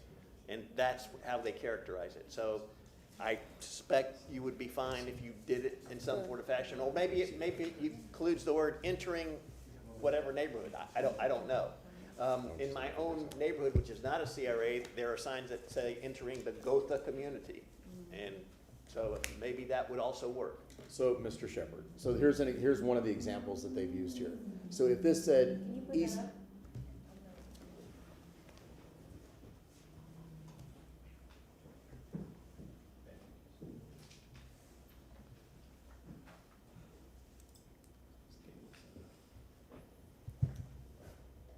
Wolf. So let's just say hypothetically, this was paid for by CRA, and it said, East Tampa CRA, welcome to historic Belmont Heights. Or East Tampa, welcome to historic Belmont Heights. I think I can defend it if it were ever challenged. Right. Because assuming that that's an actual. Who's gonna challenge it, right? Yeah, that's so much of what we do as lawyers, and Right. the lawyers on the group can say, is we're planning for the worst and expecting the best. Yeah. So planning for the worst, I still think I can defend it. Yeah. But I can't guarantee it. Gotcha. Like a lawyer. You sound like a lawyer. And if I may, and Board 42 years Member. counts for something. Board Member Young, did you have any further questions or comments, ma'am? Not at the moment. Okay, great. I have Board Member Miranda next. Yeah, Or if listen, you like- let me tell you what, I agree with Mr. Clinton saying there was a lot of pride in saying I come from Belmont Heights, or a lot of pride, I come from Jackson Heights, I come from Gary, I come from Ybor City, and they're all right there. Yeah. And the picture that we saw there on the painting on the wall, that boys club back 75 years ago, and that's painted right there. When 21st Street comes around, it cuts around across, all the way from East Tampa to heading west, there's where it ends. And that area there, it was really Ybor City. I don't know what CRA it is in, but if it's in any, I don't really know, because that's right around the cutting edge of, I think, of a CRA. I'm not sure, but you see the cigar factory there that's been remodeled now, very beautiful and very nice, and they spent some time. I think it was a father and son that did the whole work themselves. They've been working on it for 10 years or so. So I saw the water tower and immediately recognized the boys club from that. But it's a wonderful thing that the signs are going up. I think it'll do great, and I think you can put both. Yeah. Board Member Hurtak, and then Board Member. Thank you. I don't want to get bogged down with the neighborhood thing today. I think that if what we're being asked to do is to approve which concept we like, and I think we can absolutely, I do think the conversation and the cost and all of that about the individual neighborhood signs, I think it's a great idea to do neighborhood signs. I just would like Mr. Shepherd to come back with clear and concise, and then I just want to put us back on track of let's approve a concept today. Board Member Young, go ahead, ma'am. Yeah, I agree. I want to, because I know we're already supposed to, and we opened it up to give more time. But I would want to be sure that we come back and actually have the conversation about having the neighborhood signs, because I know that is also something that the community wants. So I just want to be sure that we come back and actually have that conversation and have action towards that. I was gonna say, would you like to make a motion? Sure. Let's choose one first. Okay, yeah, so, you gotta do that part. And then I'll make a address that. motion. I mean, this is Congresswoman. Congresswoman, yeah. You're Council speaking can- my future? Exactly. Let's hope. I hope. I'll be there on your campaign if I'm not, if I'm still with us and still breathing.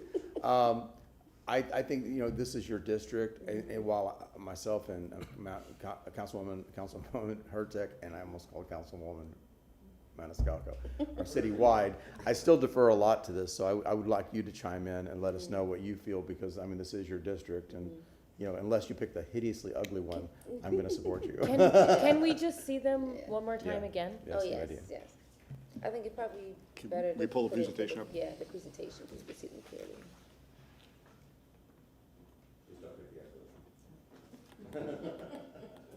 The presentation was still, I was thinking that. the sheets, the presentation sheets that you have printed out, it's still glitching like it did in December, but it's correct on this page. Are you able to see them from this page? Yes. Okay.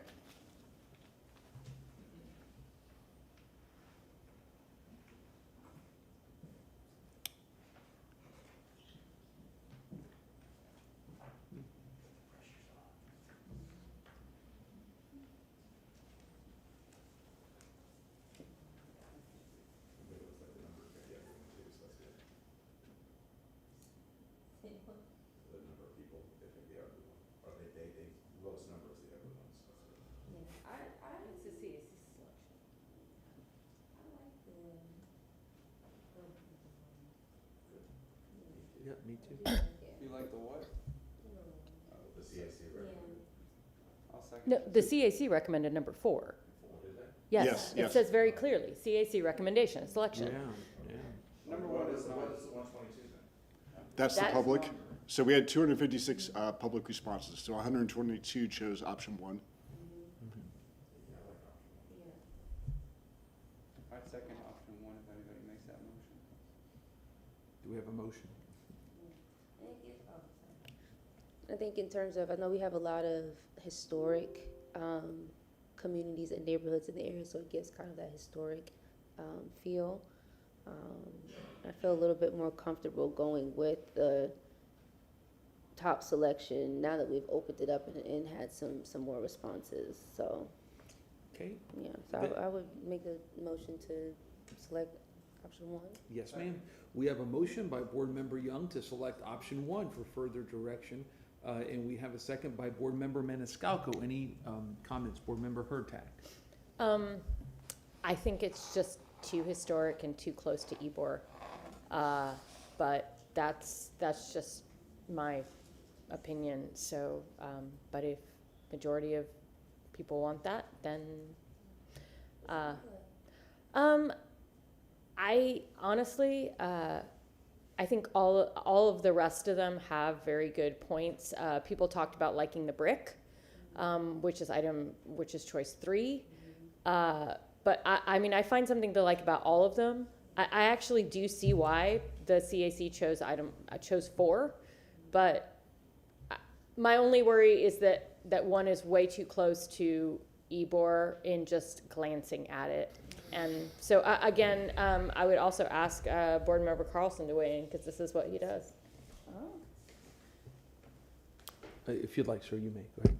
Oh, I think from a branding or identity point of view, any of them are okay. The number one doesn't separately brand East Tampa necessarily, but I think that voting as a board member of the CRA, I'm going to vote with whatever the representative of that district wants. And so it's kind of split here where it says the CAC recommended one, but only 25 people voted for it, and then the other one, 122 people voted for it. And so it's a hard selection for you. I'm going to support whatever you decide. If you think that you need to personally get more input from the community, then I would propose that we delay it for a month. But if you're sure of your decision, then I will support that.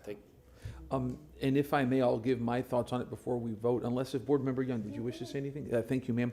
No, I mean, so number one, I agree with what Councilman Carlson said, which is I give great deference to the District 5 council member on this. And separate and apart from that, I actually like one because it's very, I don't want to use the term vintage, that's probably the improper term, but it sort of denotes a historical vibe to it, which, you know, East Tampa has tons of history. All neighborhoods of East Tampa have tons of history in it, so I think it's consistent with my thoughts on it. But again, I defer. So Board Member Young, if you wish to further discuss or continue with your motion, which was seconded by Board Member Maniscalco, then we'll hear from Board Member Clendenin.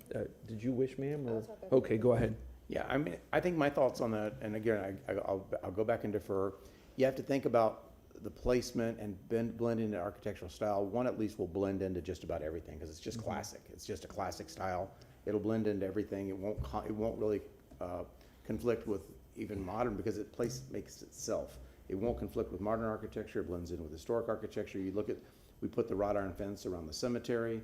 So that kind of strikes to me, and it won't age. You know, some of these other designs, a period of time you'll look at it in 10 or 15 years ago, think, what were they thinking?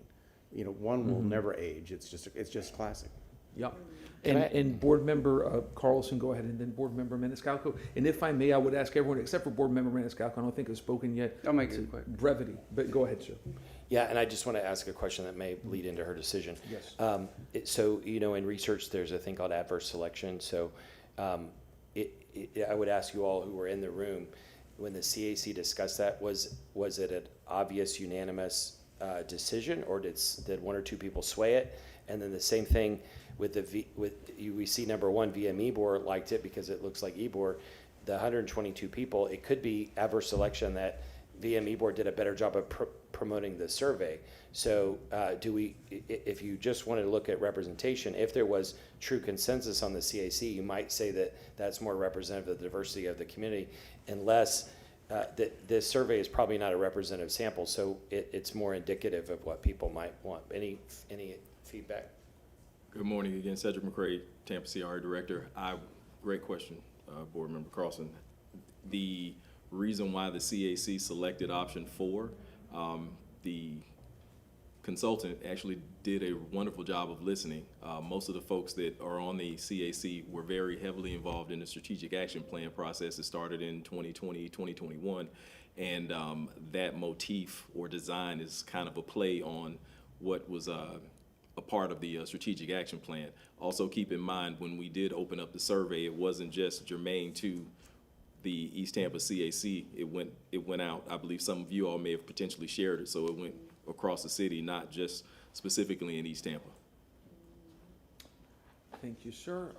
Board Member Young, did you have a response to that, or? So, would it be, I don't know, it seems like we have like a runoff. Did we have go ahead.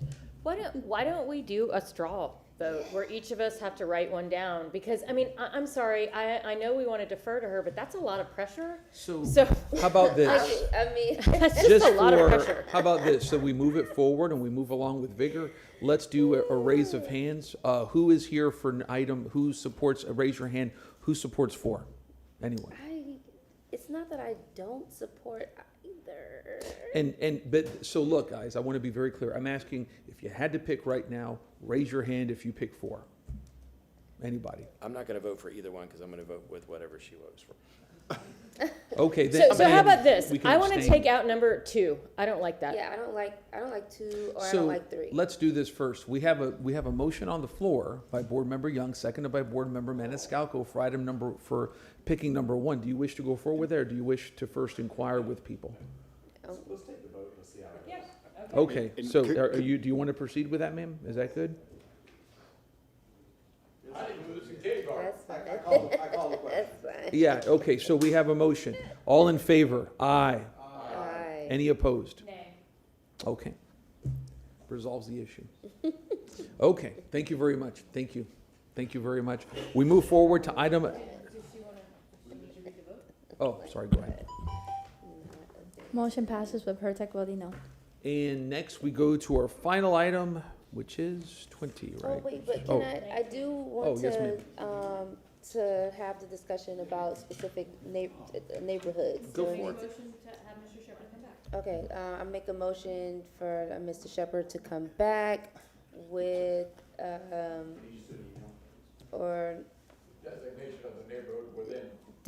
for designations of the neighborhoods within the wayfinding signage area. So Ma'am, go ahead. can I second with a amendment? So what we're asking is for Mr. Shepherd to come back and tell us if it's legal to do neighborhood signs in this same motif, or if it is only applies to wayfinding. Okay, we have a motion by Board Member Young, seconded by Board Member Hurtak. All in favor? One clarification. Yes, sir. Okay. It's not just, because it could be neighborhood, designation within wayfinding signs too. So, I mean, it could be a wayfinding sign that is branded. Put your mic on. I'm gonna look at it every way. Okay, very good. Okay, and then when do you want him to come back? How much time does he need? Yeah, how much time would you? Not long, So like like, the afternoon.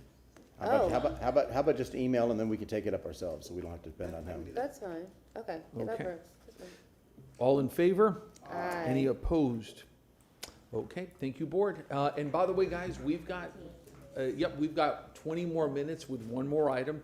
There is a motion that I have to make that I've delayed for 2 months that somebody wishes, I know. So let's move forward. Again, I need to leave here around 12:40, 12:45, so if I have to interrupt it to make my motion, I will, but go ahead with the next one. Yes, and The final one, I should say. good afternoon again, Cedric McCray, Tampa CRA Director. I will call back up Mr. Shuffo related to item 19 and just providing an update on the multi-district wayfinding. And how long you think you need for this one, sir? I will try to keep it to 3 minutes. 3 it Or is. less. Okay, thank you. And this one is not one that you are voting on, just by the way, it's information. I'm John Shuffle, Vice President, Director of Design for API. If we can have the presentation, please. There we go. So I'm here just to give you an update on where we are with the multi-district program. The first phase began in 2023. The concept design was voted on by the CRA board in 2024, I believe. And then we started this continuation of the project last year. We are at the end of our design development phase. We've already moved into the documentation phase and preparing drawings. And so in the design development phase, we have refined the concept. We have incorporated the neighborhood branding from the Tampa Downtown Partnership, which our firm also developed in conjunction with the partnership. We have developed the full family of the sign types. And for each of the neighborhoods that make up the downtown, the 4 CRAs.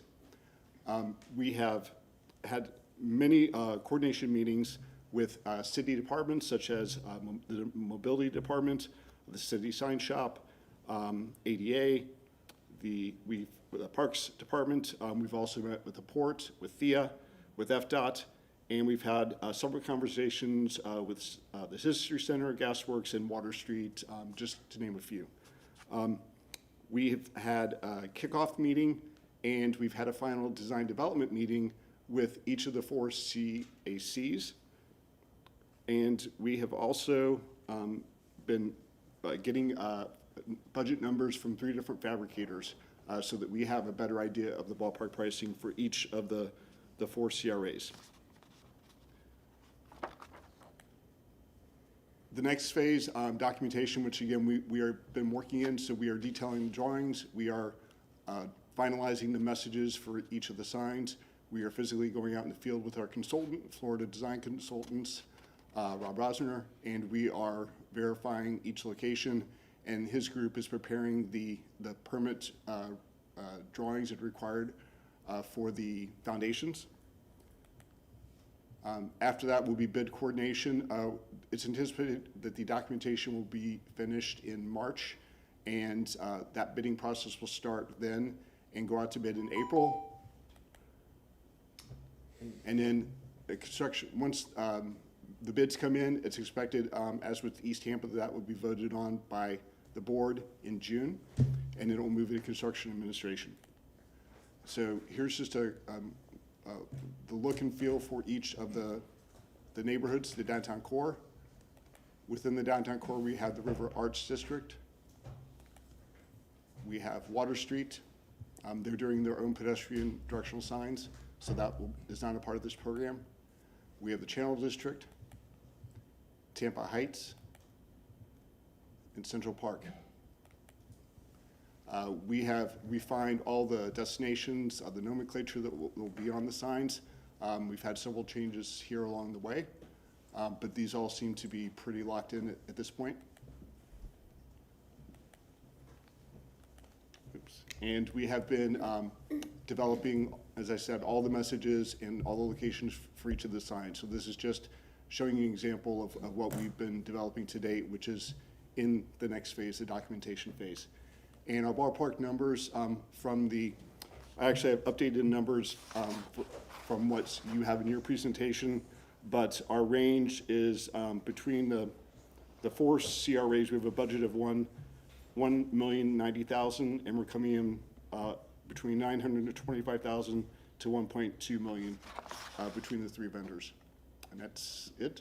Any questions? Thank you very much. Our first board member, Clinton Hurtak. Go ahead, sir.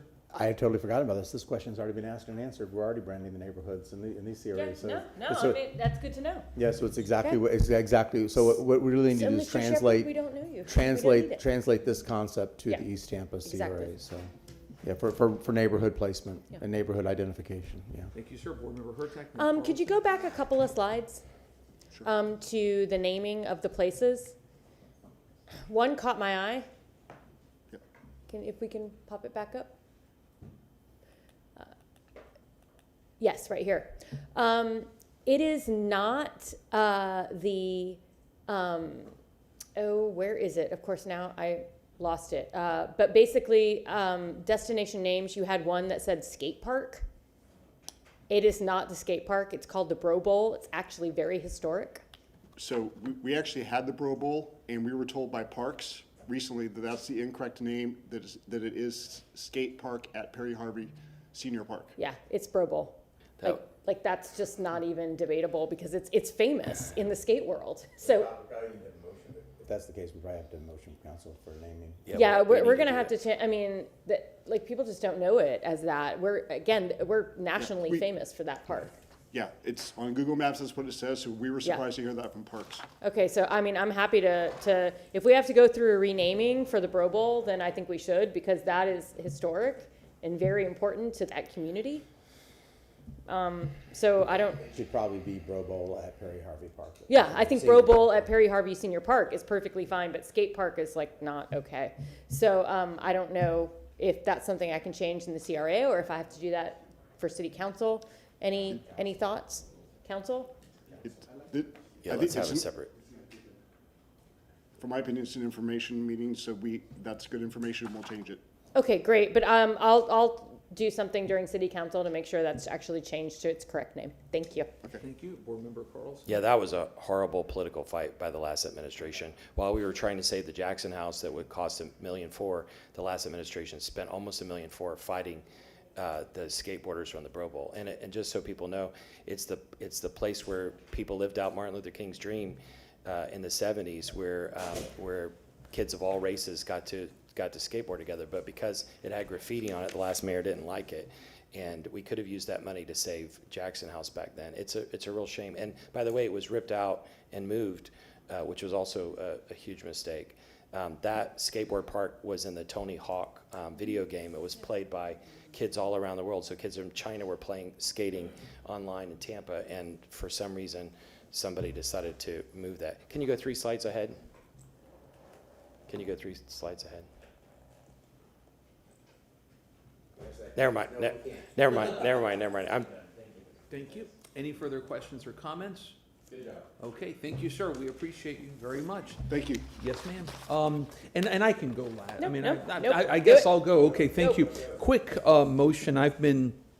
I mentioned this some time before to the CRA board, and I've talked about it with some folks, including Yvette Lewis, who was here, among others. So what I'm thinking of, folks, is to have staff report to us on the feasibility within our different CRAs, because CRAs are supposed to be about blight, right? About blight.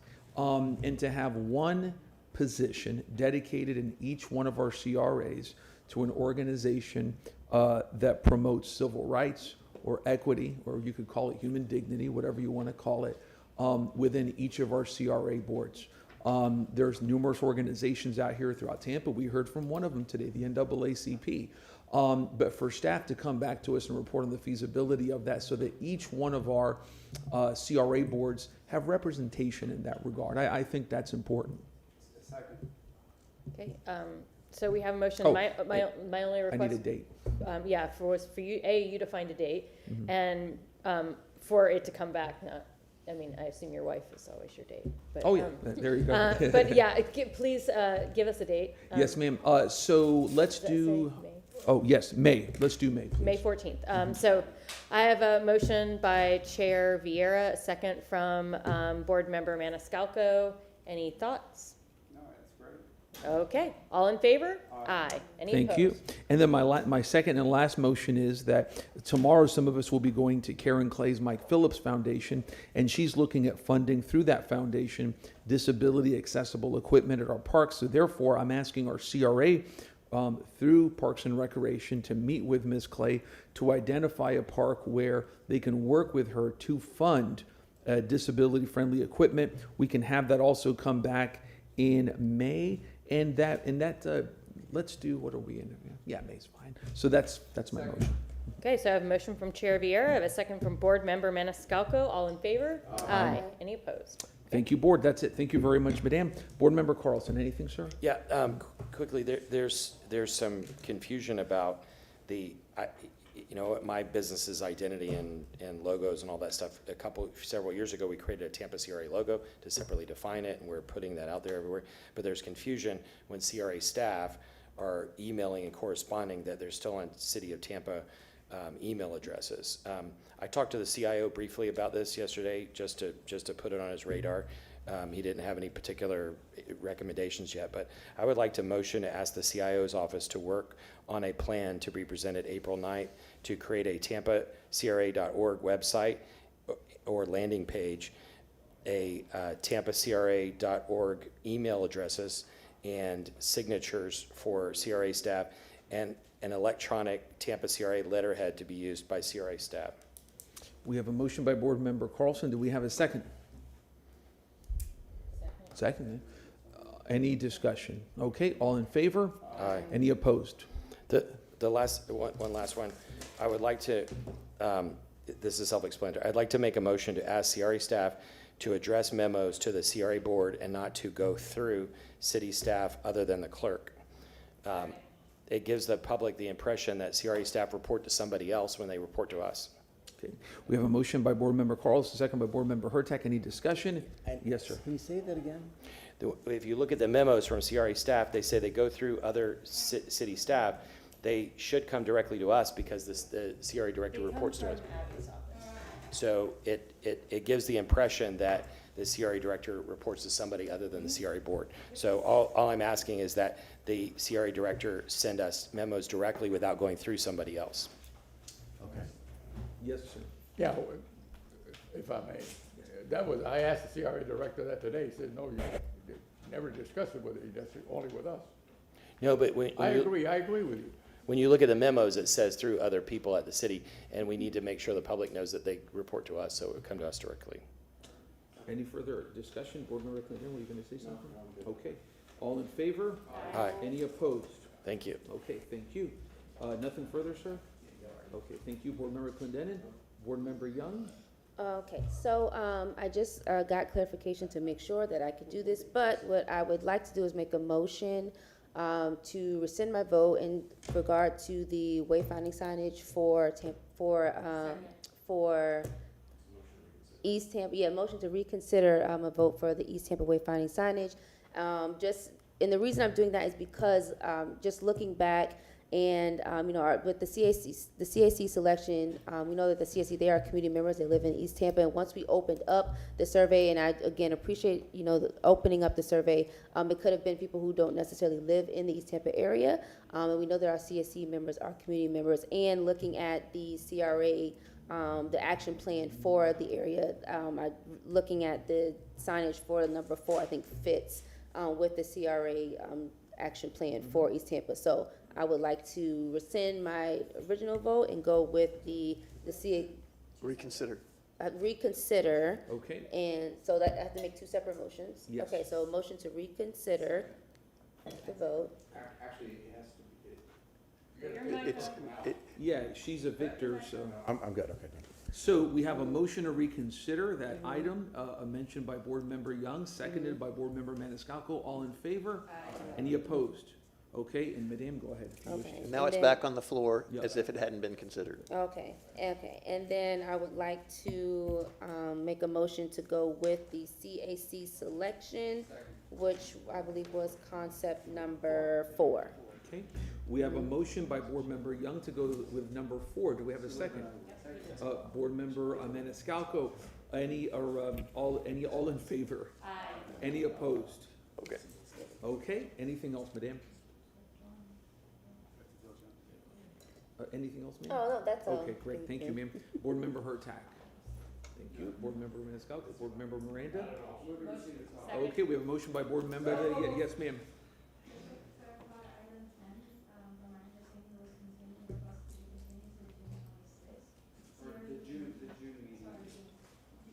June 2026 is what he meant, because I got confused as well. He meant the June meeting. Yes, ma'am. So we have a motion to receive and file by Board Member Maniscalco, second by Board Member Hurtak. All in favor? Aye. Any opposed? See you all tonight at 5. Thank you. I know, right? Back in time.